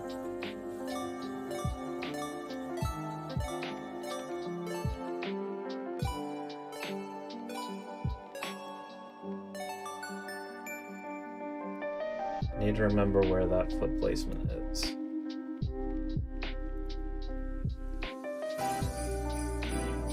About like that. Or rather the height of the feet.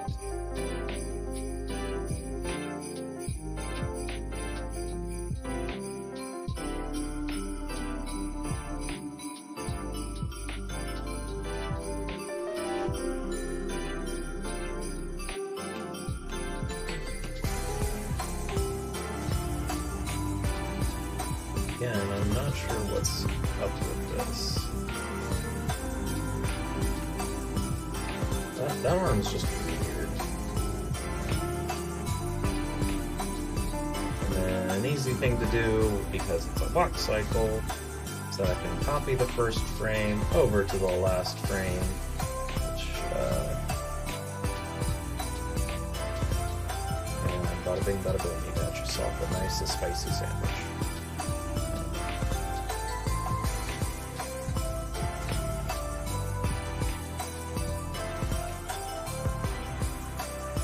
Let's make this less exaggerated.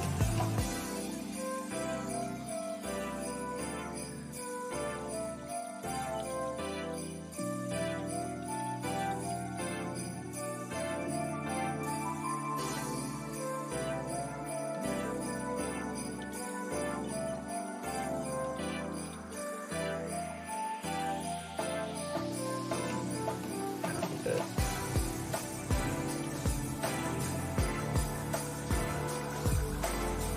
Yeah, that looks good.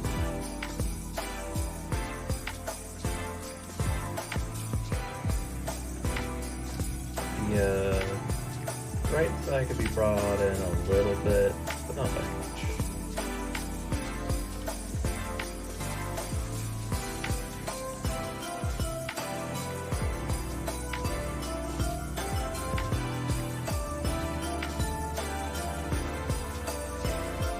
Bicep needs to come in by a lot.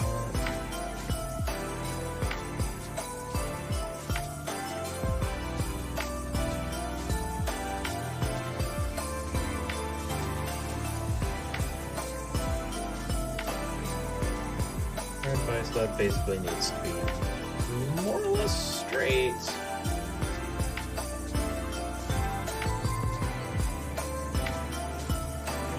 That's an awkward position.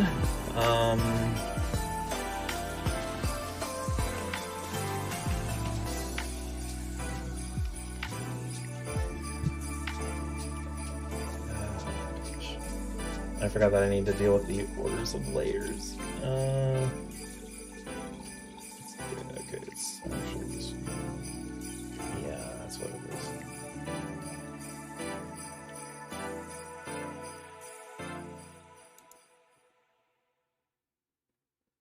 Gosh. How many do I need? Okay. So, to explain kind of what's going on right now, I'm having a problem with ordering the layers. So in Unity, you assign a number, which is over here, to to what order layers of sprites should appear on each other. So if you want something to appear in the background, then you label it as a lower number, and then if you want it to appear in the foreground, you have it be a higher number. And what I'm doing right now is that because all of these body parts are technically separate sprites, I don't want to have any weird overlap like you're seeing with the left leg or right leg and right arm. By the way, these are only labeled as right because I'm looking at him and that is on the right side. I don't know why I actually labeled it like that. I guess I just didn't want to think too hard about it, but ironically that's making me think even harder about it, or whatever. So, What I'm going to do, because of that, is I'm going to list out every single body part and label them 1 through however many there is to make sure once and for all which one, like this cannot overlap with this cannot overlap with this, and so on and so forth. So,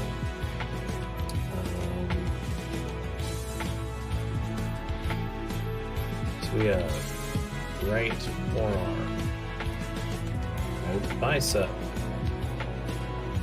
left forearm, left bicep, torso, head,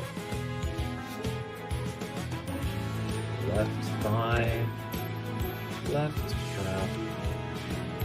So let's do right, just for organization's sake. Right thigh, right calf, left thigh, left calf.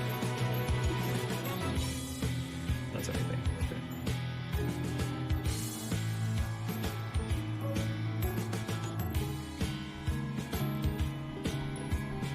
Now, the left bicep is on top. Right behind it's the left forearm. And then we have the leg, which goes in front of the torso. So that's the left thigh, and then the left calf. And then we have the torso. Actually, no, sorry. Then we have the head. Then we have the torso. And then we have the right thigh, the right calf, and then the right bicep, and then the right forearm. So that's our order. And we want things in the background to have smaller. So going from there. 3, 4, 5, 6, 7, 8, 9, and 10. Okay. Expand this into its entirety. All heads should be labeled as 6. Oh shoot. Important thing to note. This recording thing is your friend and your enemy. If you make any changes, then it will make that change on the keyframe graph here, but only on the keyframe graph here. So that's really nice if you want to change certain values to make an animation, such like I do. However, if you want to change an actual property like this, because anything can be animated, and I mean anything in the Unity editor, then even stuff like ordering and layers and stuff like that can also be animated if you're not careful. So when you're actually editing this kind of stuff, you need to turn off the recording. Anyway, so all head sprites need to be at 6.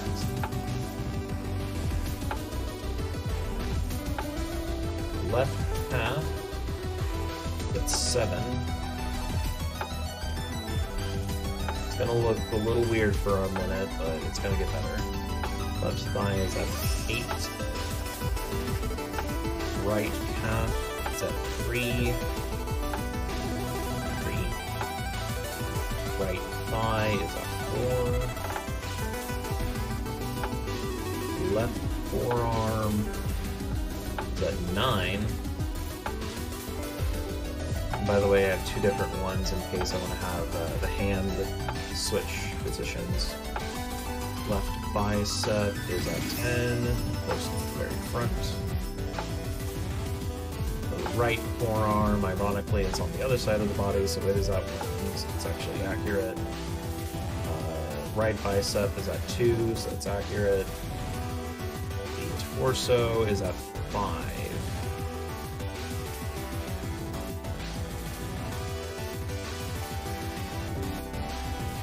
There we go. And that's everything, I think. Okay. Sweet.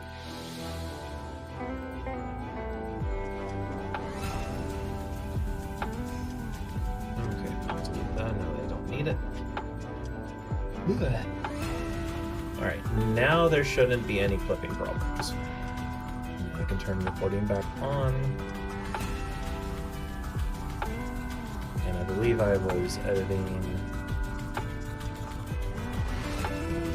right bicep.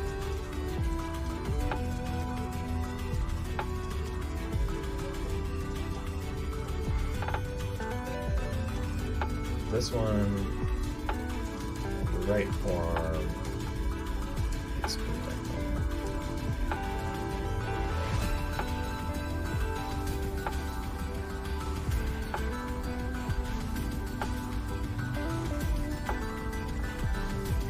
I'm actually going to extend the left forearm in this frame.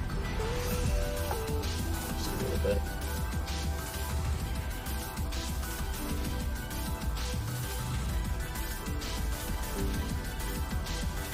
As well as in this frame too, just a little bit, just to give it a little bit of movement.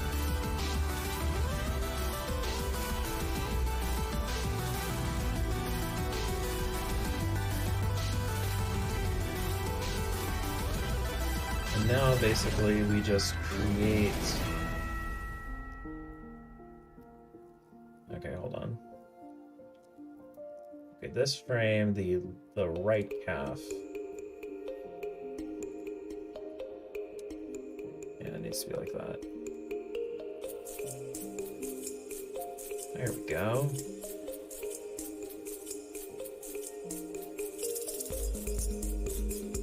Flat there.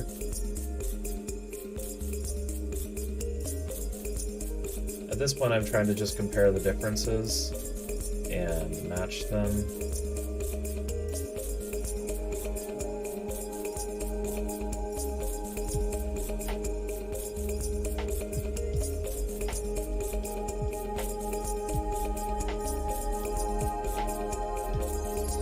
Which way am I going?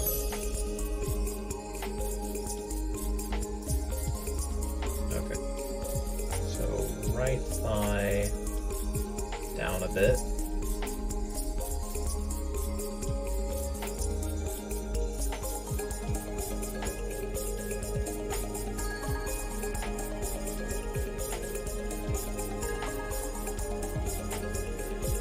Left thigh down a bit.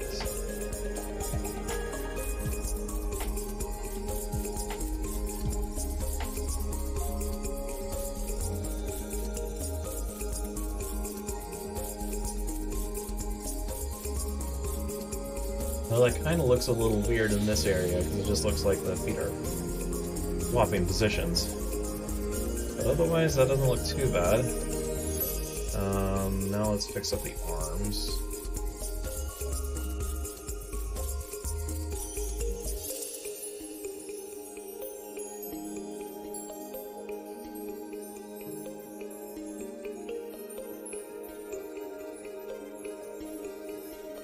I think the front torso actually needs to be facing here. There we go.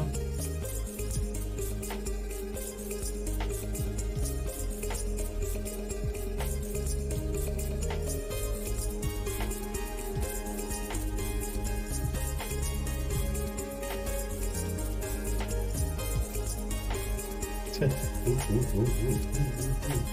a little jig there.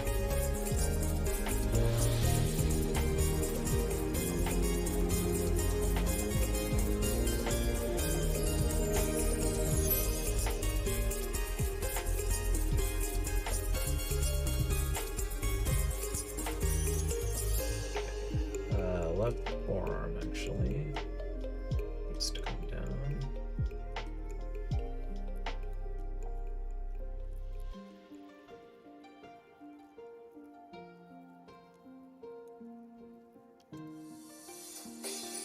Don't be too exaggerated now.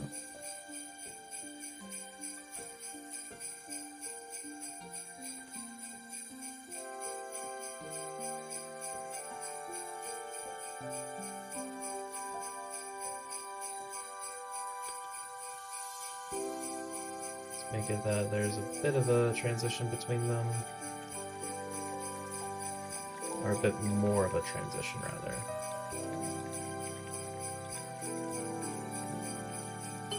Again, the forward torso needs to be here. Yeah, there we go.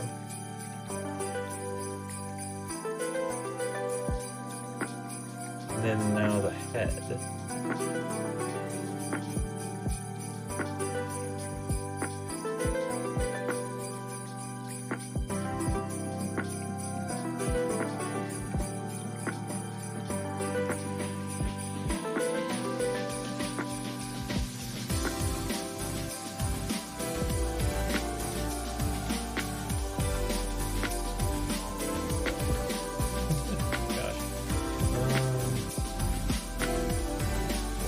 Where is the keyframes for the head?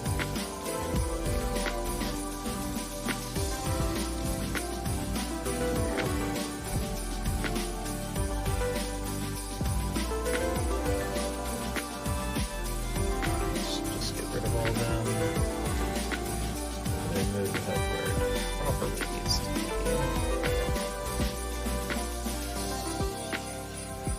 Whoa, that's weird.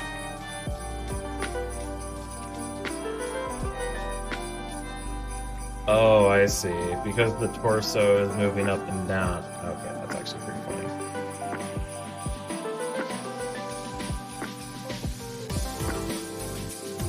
So this needs to be, I think, 7.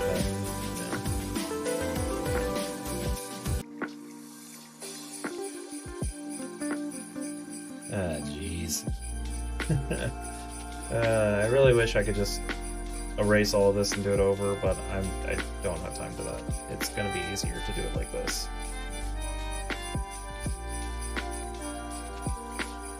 Oh wait, I need to add it, don't I? So that would be 84.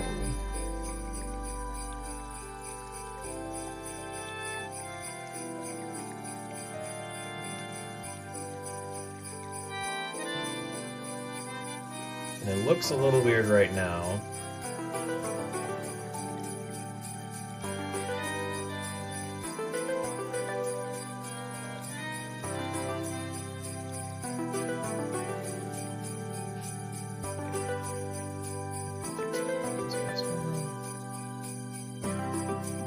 Goes down to there.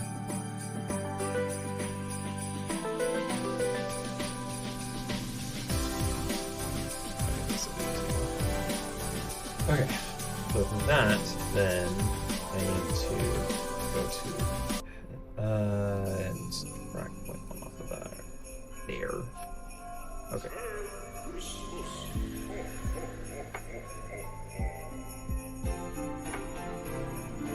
I think I went the wrong way.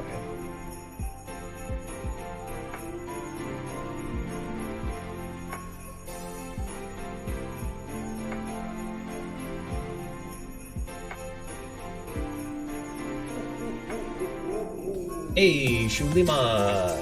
Good to see you! Welcome! And early Merry Christmas to you! To catch you up a bit, I worked on a bit of pixel art earlier, kind of worked on the cityscape, got a bit bored of it, and I'm working on some animations for the character. So, yeah, good stuff. Currently, I'm having a bit of an issue with the head. All things, right?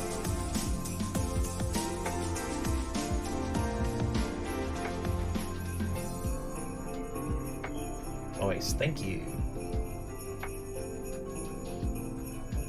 Okay, now that I've got that, all of these need to be constant, and now it won't really do. There we go. Okay, there is something weird going on. That frame. I'm not sure why the torso is moving down there. Ah, okay.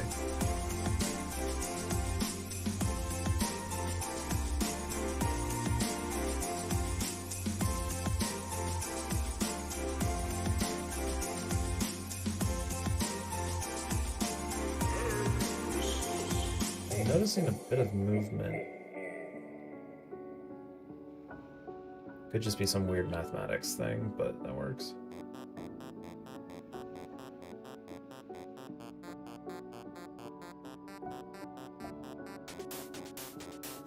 Okay. There we go. That is the walk cycle. Woo!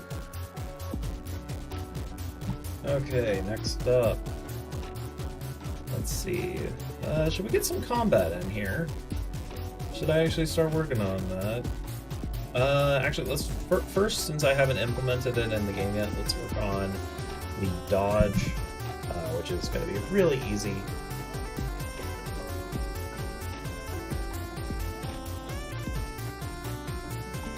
Ooh, I just realized I saved that in the wrong file.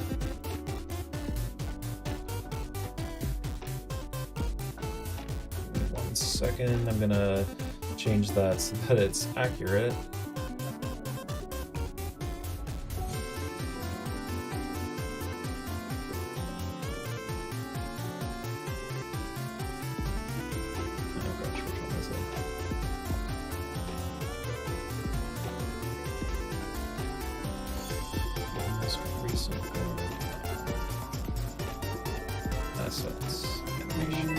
Whoa, hi.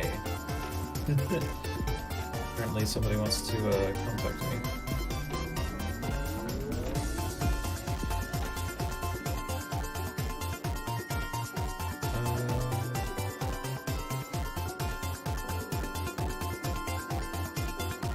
Okay, so that's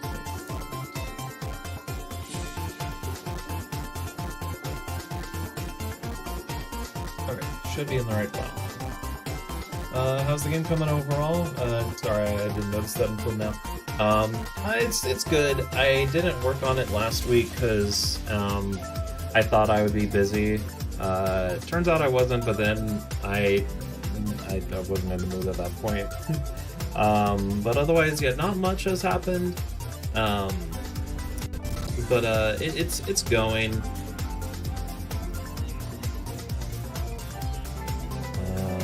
Give me 1 sec, I need to actually answer this text.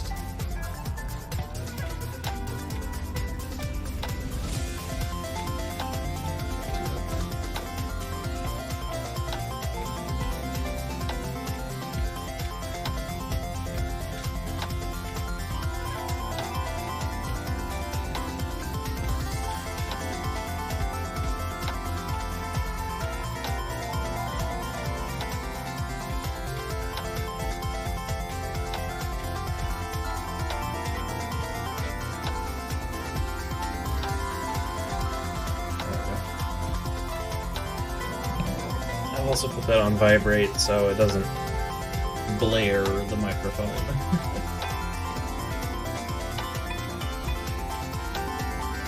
Okay, so one thing that'll be nice about the dodge here is that because the jump is only 1 frame, the dodge is going to be 1 frame, I can just copy it and then change the actual like positioning of everything.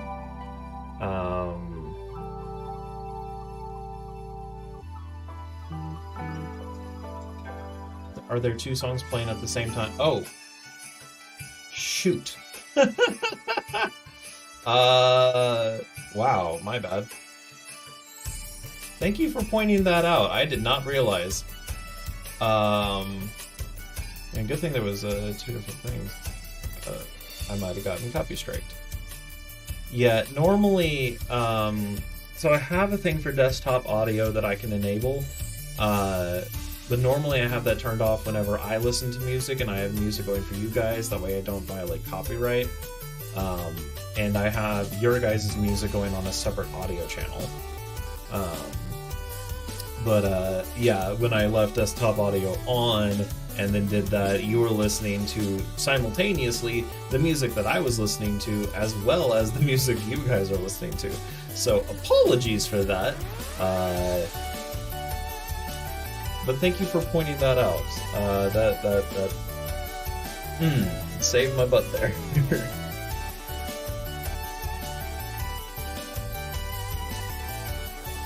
I like the music you are listening to better. That's fair. If you want, here's what I'll do for you.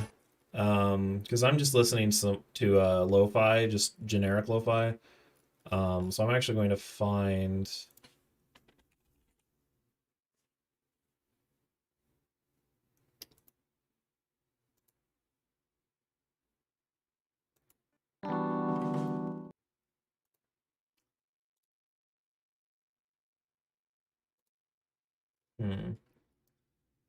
Should be somewhere in here. Okay, yeah, there it is. Okay, there you go.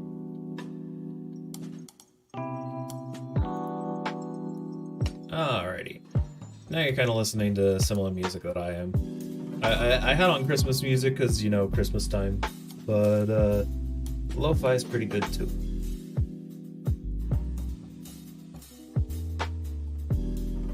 Yeah, and the biggest reason why I have you guys listening to something different is because sometimes I'll listen to like my own personal music, which, you know, includes a lot of copyright stuff.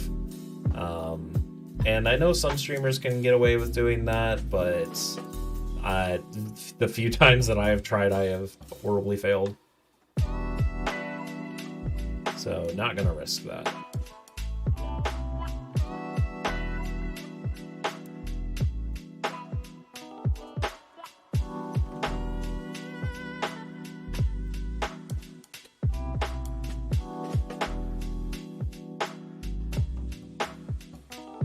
Okay, currently I'm just resetting everything.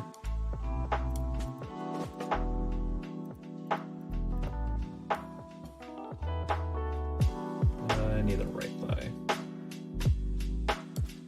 Character in that pose looks like Mario, but Asian. Fair enough, yeah. Admittedly, that's kind of what I was going for. Like, not necessarily Asian. I think the guy, I forget what nationality he is. It's not Asian. I think it's a mix because his dad, I believe, is like South African. Or not, sorry, no, that's not correct at all.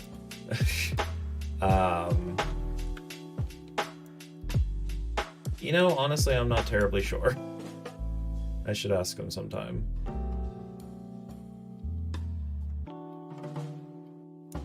But this is kind of, I mean, this is supposed to be based off of the actual guy I'm commissioning for.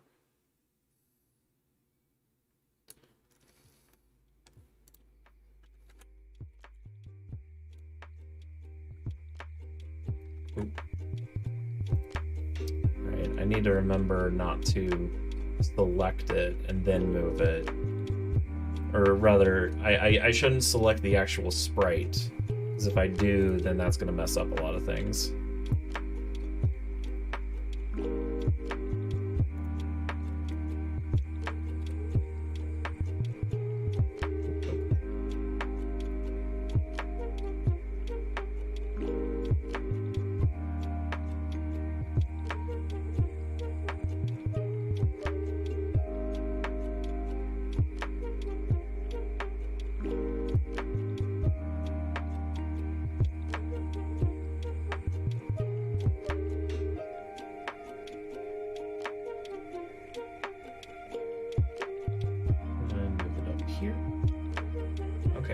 Now that we're in a relatively neutral position, I can actually pose what I want.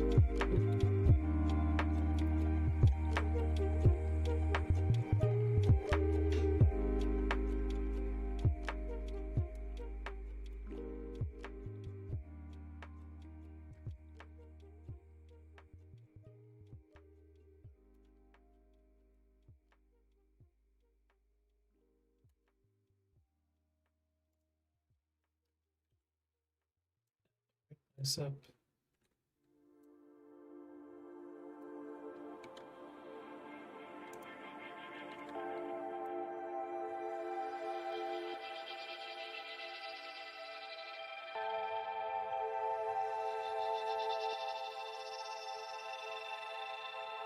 And the legs.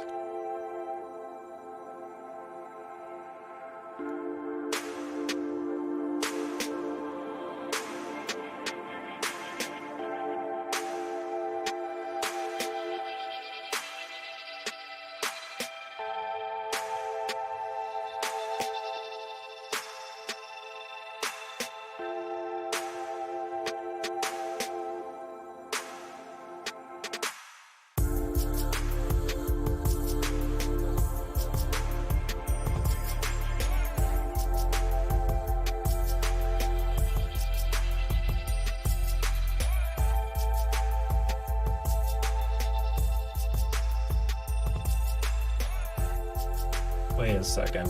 Hold on. I just remembered. So, with the way that I'm programming it, probably,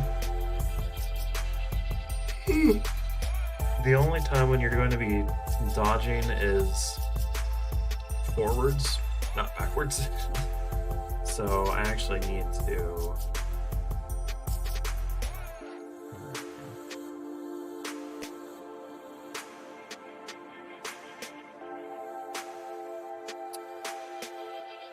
Actually, okay, you know what?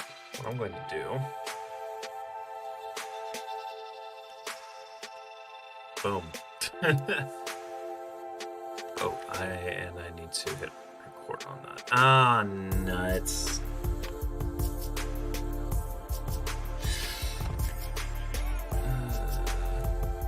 Okay, hold on. Can I go back? Can I go back?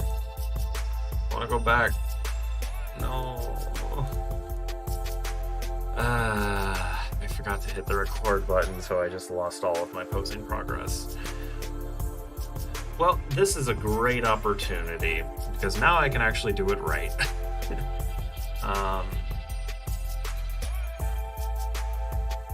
Okay.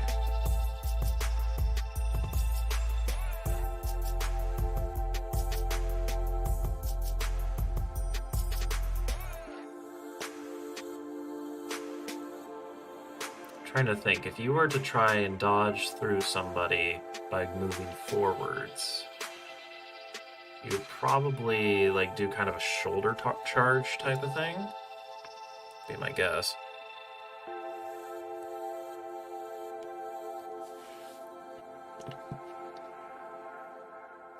So that's what I'm gonna try and pose out.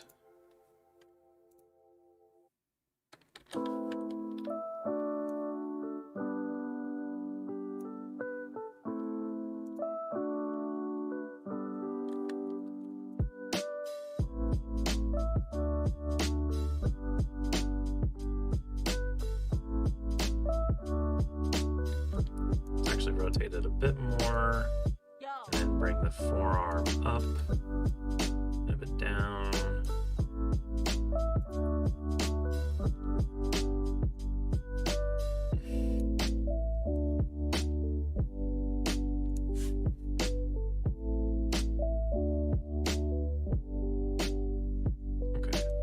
Okay, I'm kind of posing a bit myself as I'm working on this. A lot of times that's how I get the idea of how to pose these guys.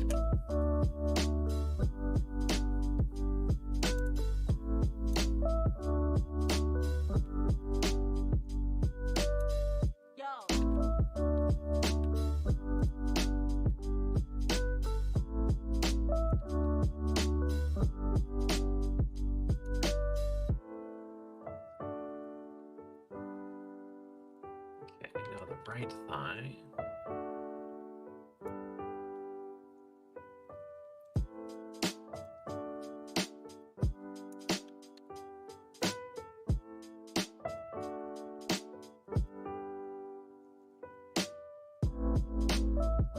You could always try out a duck and roll for a forward dodge, more of a challenge to animate though.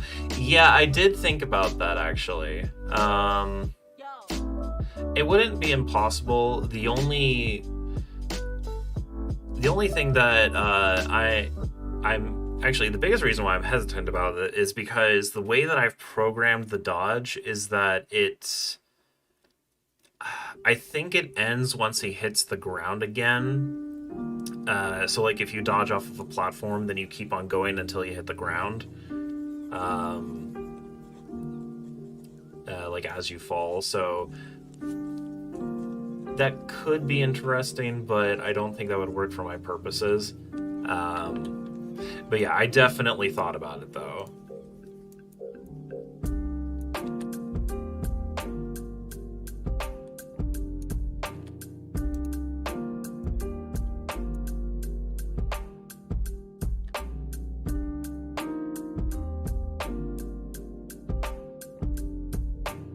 before I forget, I actually need to make it so the torso is correct. We're actually going to use the forward torso for this. Well, actually, I don't think we will. Yeah, okay,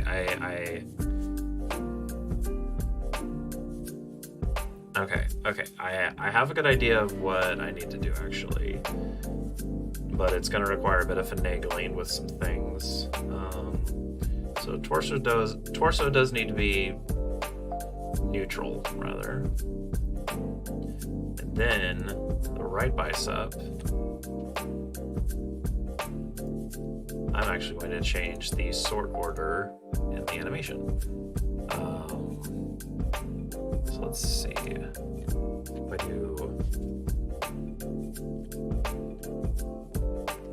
let's make it 6, and then the forearm will be 5.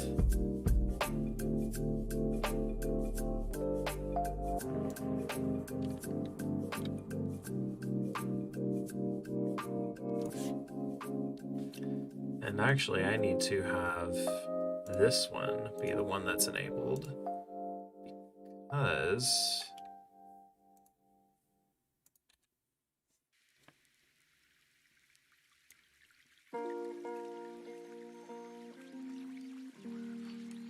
gosh, I don't even know if this is gonna work, but we're gonna try.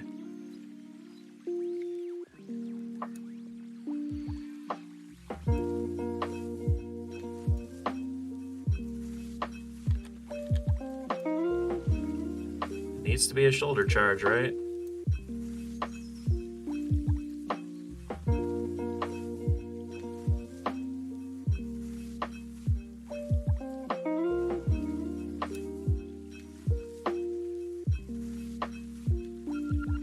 Let's not dislocate his arm now.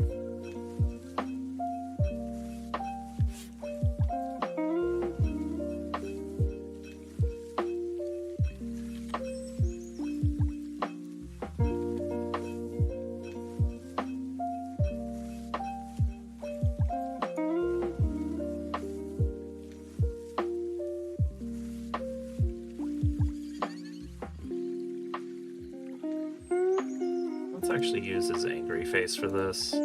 Well, no, neutral.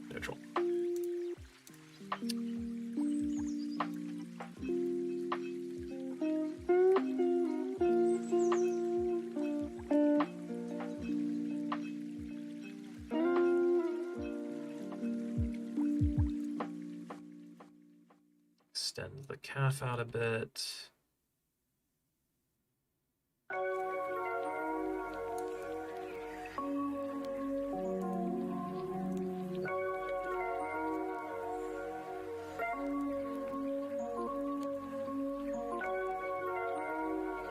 Actually move that bicep up a bit and not make it look like he's clutching his stomach out of, I don't know, indigestion or something.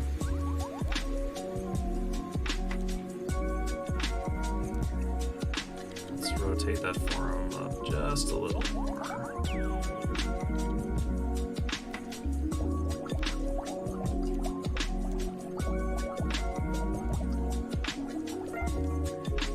There we go. That should work.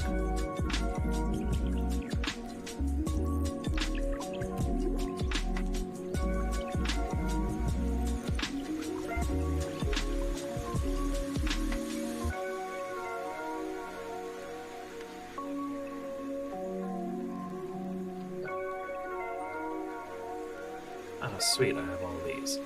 Okay. So this is where the beauty of programming comes in. It doesn't look like I've actually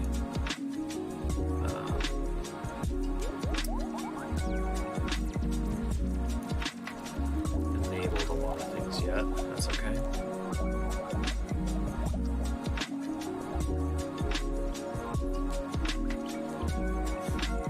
Detect floor.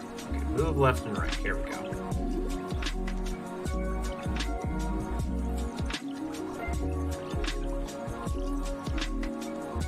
So the first thing that I need to do, so in here it says get access raw, which is basically just, detect what direction the input is going in, or by how much. So is this not equal to 0?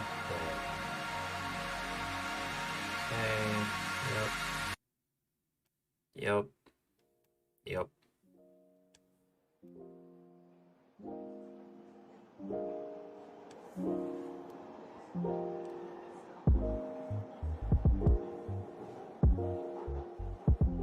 Okay, right here. So we actually need to add on another sequence to this, and this is where we're going to put in our animation.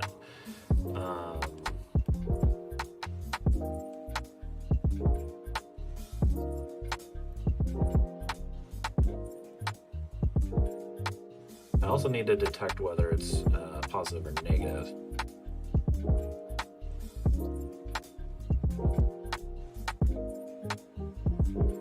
So I need a branch, and then I need I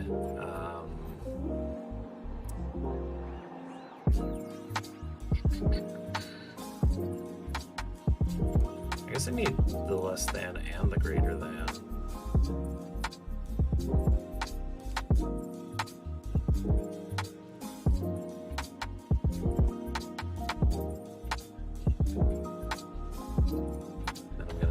Branches. What engine are you using to make the game? I am using Unity.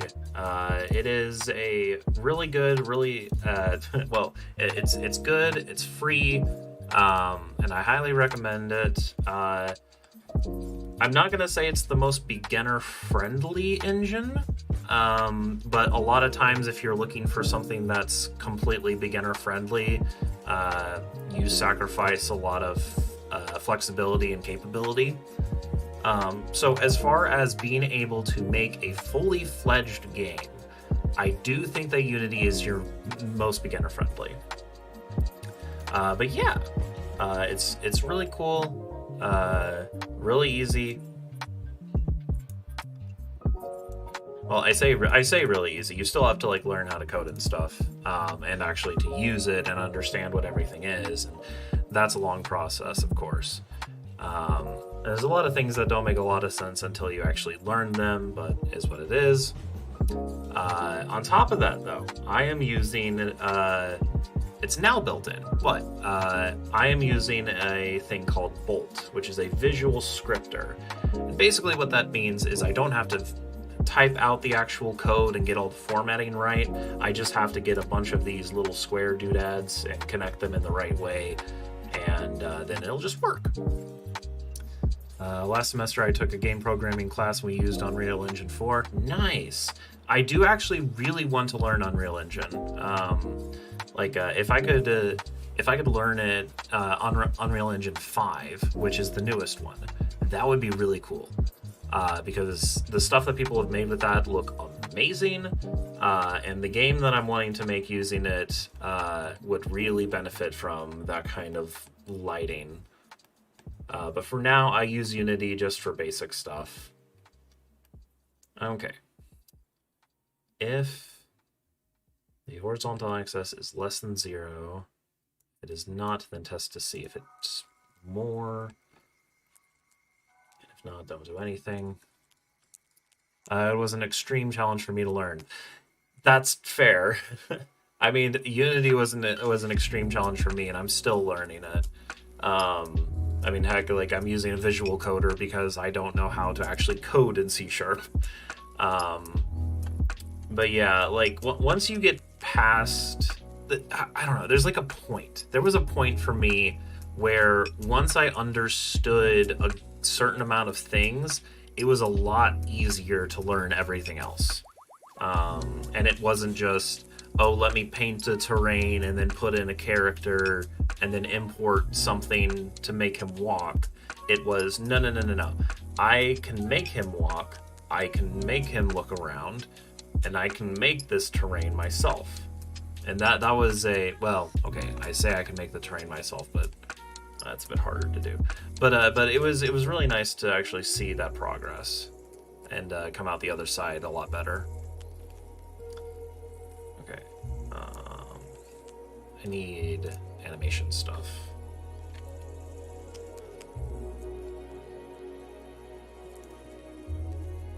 Where's... Okay, set bool. That's what I need.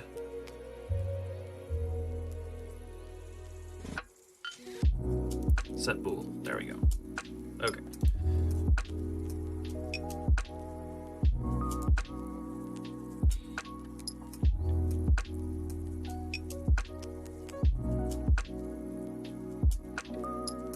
I'll leave walk alone for now, but... Okay, first I will make a transition to run and a transition back to idle. And both of these... Condition... Parameters don't exist. Let's make some parameters. Bool. Run. And let's also just make one for idle. Make it easier.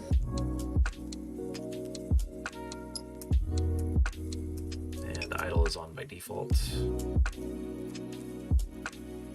Run is true. Idle is false. And when we're going back, the opposite is true, where run is false and idle is true. And then let's make one from a few things. Actually, jump can come from any state as well as dodge. So from any state, all that it needs...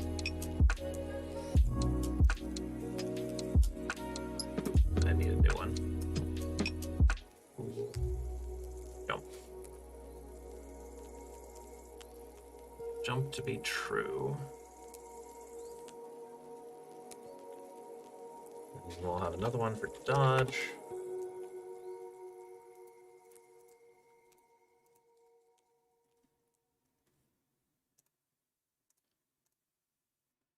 Dodge, true, okay.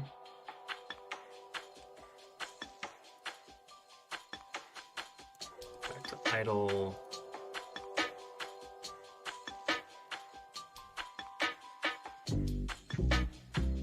And also back to run.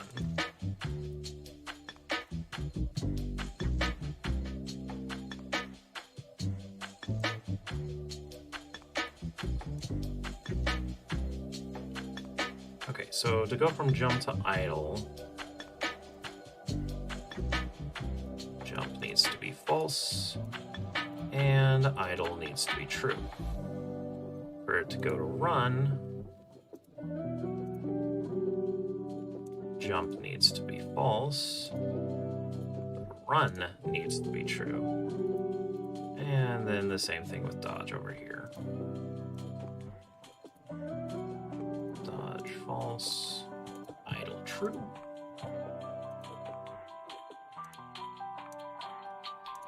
Dodge, false, run, true. There we go. Hey, we've got that trifecta. Yeah, I'm not using walk at the moment, so I'll leave it there.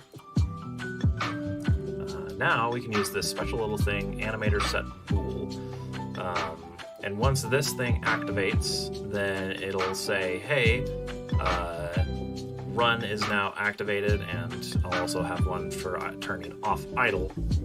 And once it detects that, it'll transition the animation to go from idle to run, and then when I stop running, I'll have it turn those back off and on to switch it then back to idle.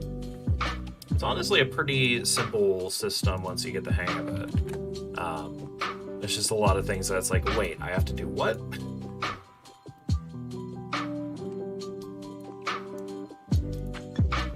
First, I need to actually set the scale. I say scale because it's just so I can set local scale. I can flip it when necessary, And if it's less than 0, that means that we're facing the other way, which means x needs to be -1. 1 and I think 1? Yeah, 1.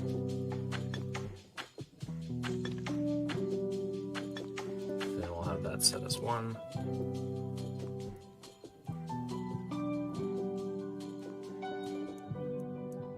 But either way, both of these will lead back to here. Okay, and we have run and idle. Idle will be set to off. Run will be set to on.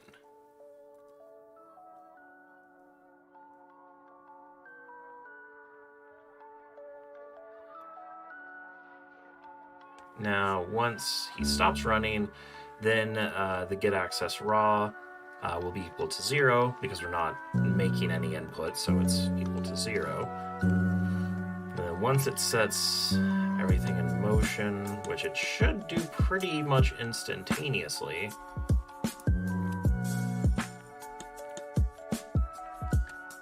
then we'll take these, put them up here, and switch them. Now, if we have done everything right, when I hit play, he should be idle to start, which he is. Zoom in a bit here. And then when I run forwards, okay. Oh, I know what's going on. Okay, this is a weird thing. But the animations have what's called exit time, and that's basically if it is checked, then it'll play through the entire animation before moving to the next animation, which is not what you want most of the time, because like idle animations can usually take a while. So if you turn them off, I'll have to turn them all off.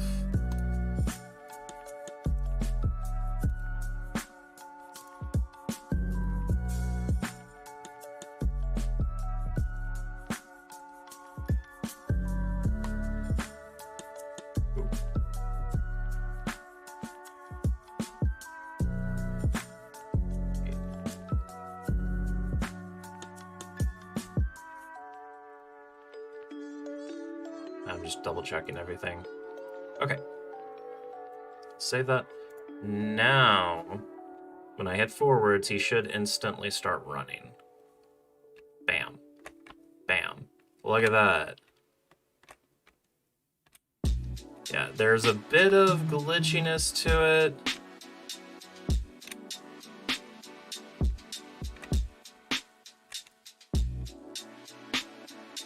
But it works. Now, if only I could have the transitions be animated better.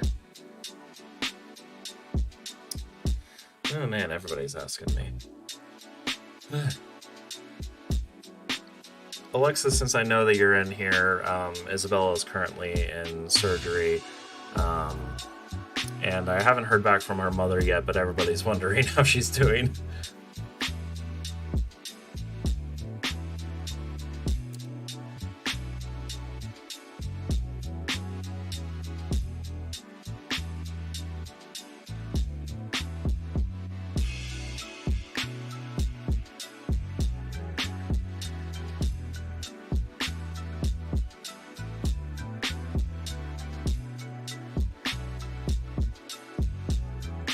Oh, yeah, hold on. Okay. Yeah, so,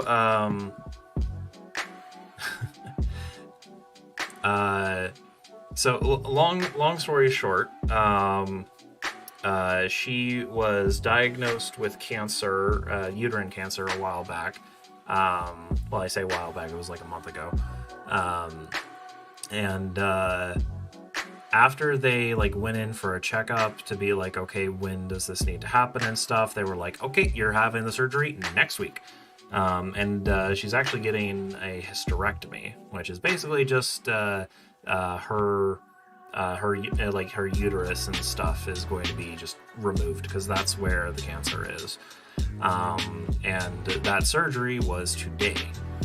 And so I don't know when she was admitted or how long the surgery takes normally or how long she's going to be there or how long recovery is. I don't know a lot of things. All that I know is that her mom, which is there with her currently, has my number, and I was told that she is going to contact me once that happens. But yeah. Yeah, I don't actually, I'm not sure if you knew that she was diagnosed with cancer. Because, yeah, kind of a big deal, a little bit. But she's okay. She's been in a bit of pain recently for the past few months, but it's not terminal. We're pretty dang sure it's not terminal. It's also one of the more higher survival rates. And like I said, she's going into the surgery today so that the cancer can be literally removed. And then after this, she'll just have checkups throughout the next year to make sure that they got all of it. So, yeah.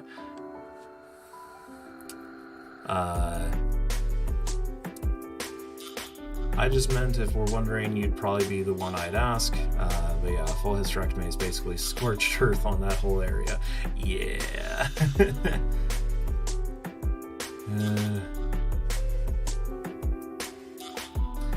But yeah, if any of y'all are interested, at some point I'm going to be doing a fundraiser of some kind.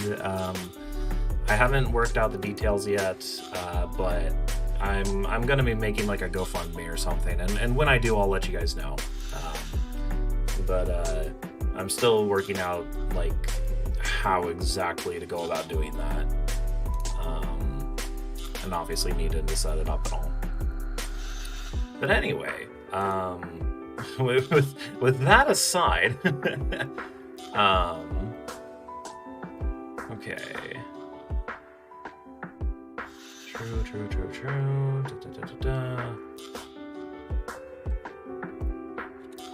Let's take that. Alright, let's get that jump going.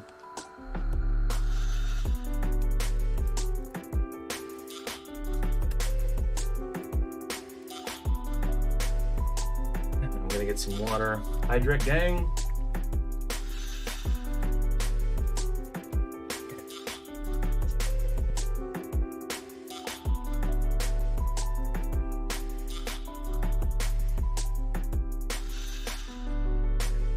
Yeah, detect floor. This is what I'm wanting.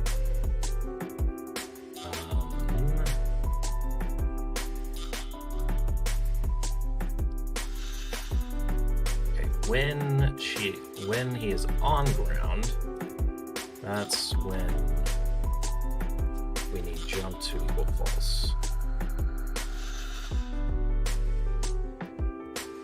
Okay. And let's go ahead and test that, just to be safe. So it should be when he's on the ground, yada yada yada. When I jump, whee! Okay, so it looks like there's a bit of exit time. Oh, I just realized what I could do. So there's this transition period, right? I could just completely eliminate that.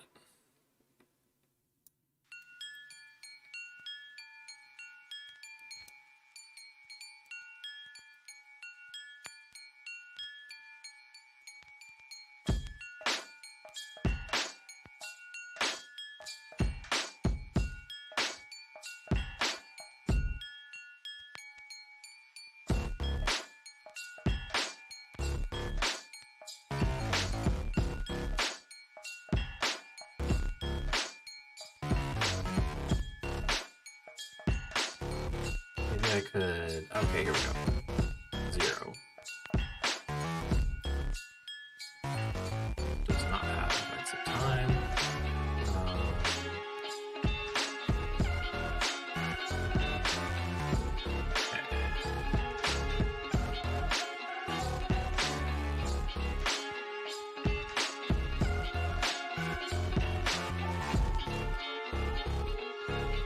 I basically need to go around and set all of these to 0.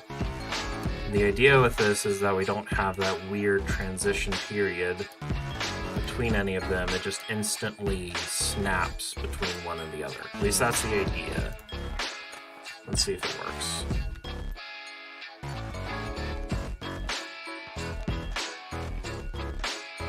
Oh, heck yeah. Oh, that's more like it. Look at him go. Oh, that's beautiful. That is exactly what I was looking for. Oh. God, I love it when it goes right.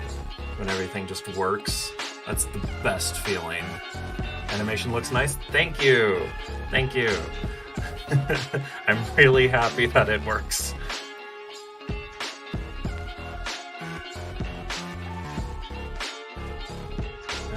So I believe this is the dodge mechanic over here.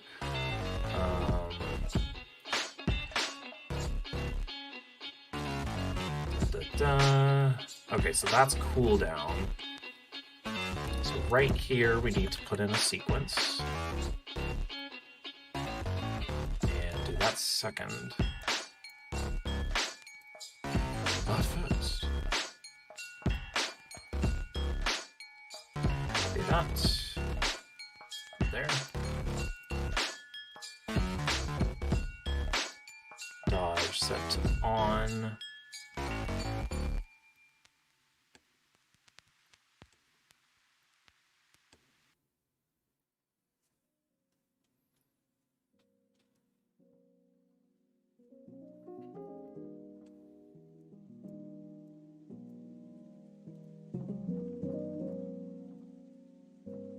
Okay, yeah, and then once he's done dodging, then we turn it off. Okay. And I say once he's done dodging, programming-wise, that's just like, I have a thing where it adds a force in a certain direction to mimic what a dodge would be, and then it waits until it's off the ground to make sure that it's actually in the air. Then it waits until it's back on the ground, and then it removes all speeds. It just sets everything back to 0. And then, and only then, do I say that the dodging boolean is turned off. And when that turns off, the animation rule will as well. And if all that goes according to plan, then that means... Oof. Yeah, there we go. Okay. One thing that is a bit weird... Oh, I think I fell off the face of the earth there. He's able to dodge in the air.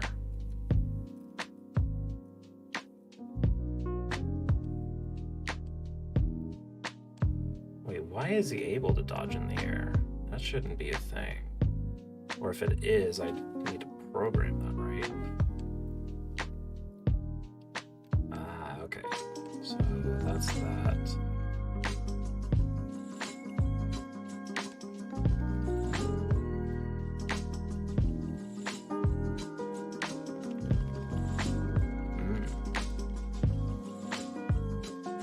Okay.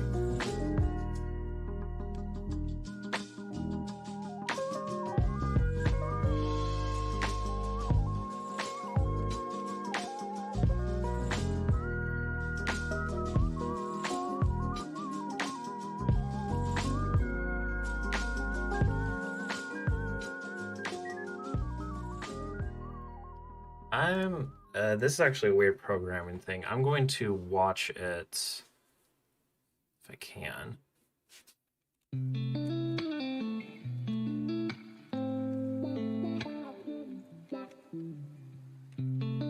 Oh, right. If he's... Okay. So here's what I'm going to do. I'm actually going to put in this sequence bit to actually turn on the animation. I'm going to do that once he's off the ground. That way, if I did it right, then it should switch to the animation once he's in the air as well. It's not.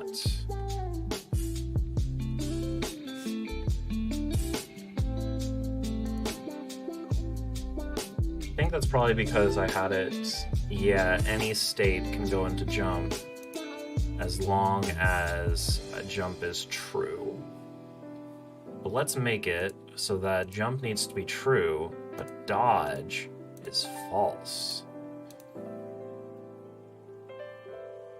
That way, dodge can override jump. And then if I do it right, yeah, there we go.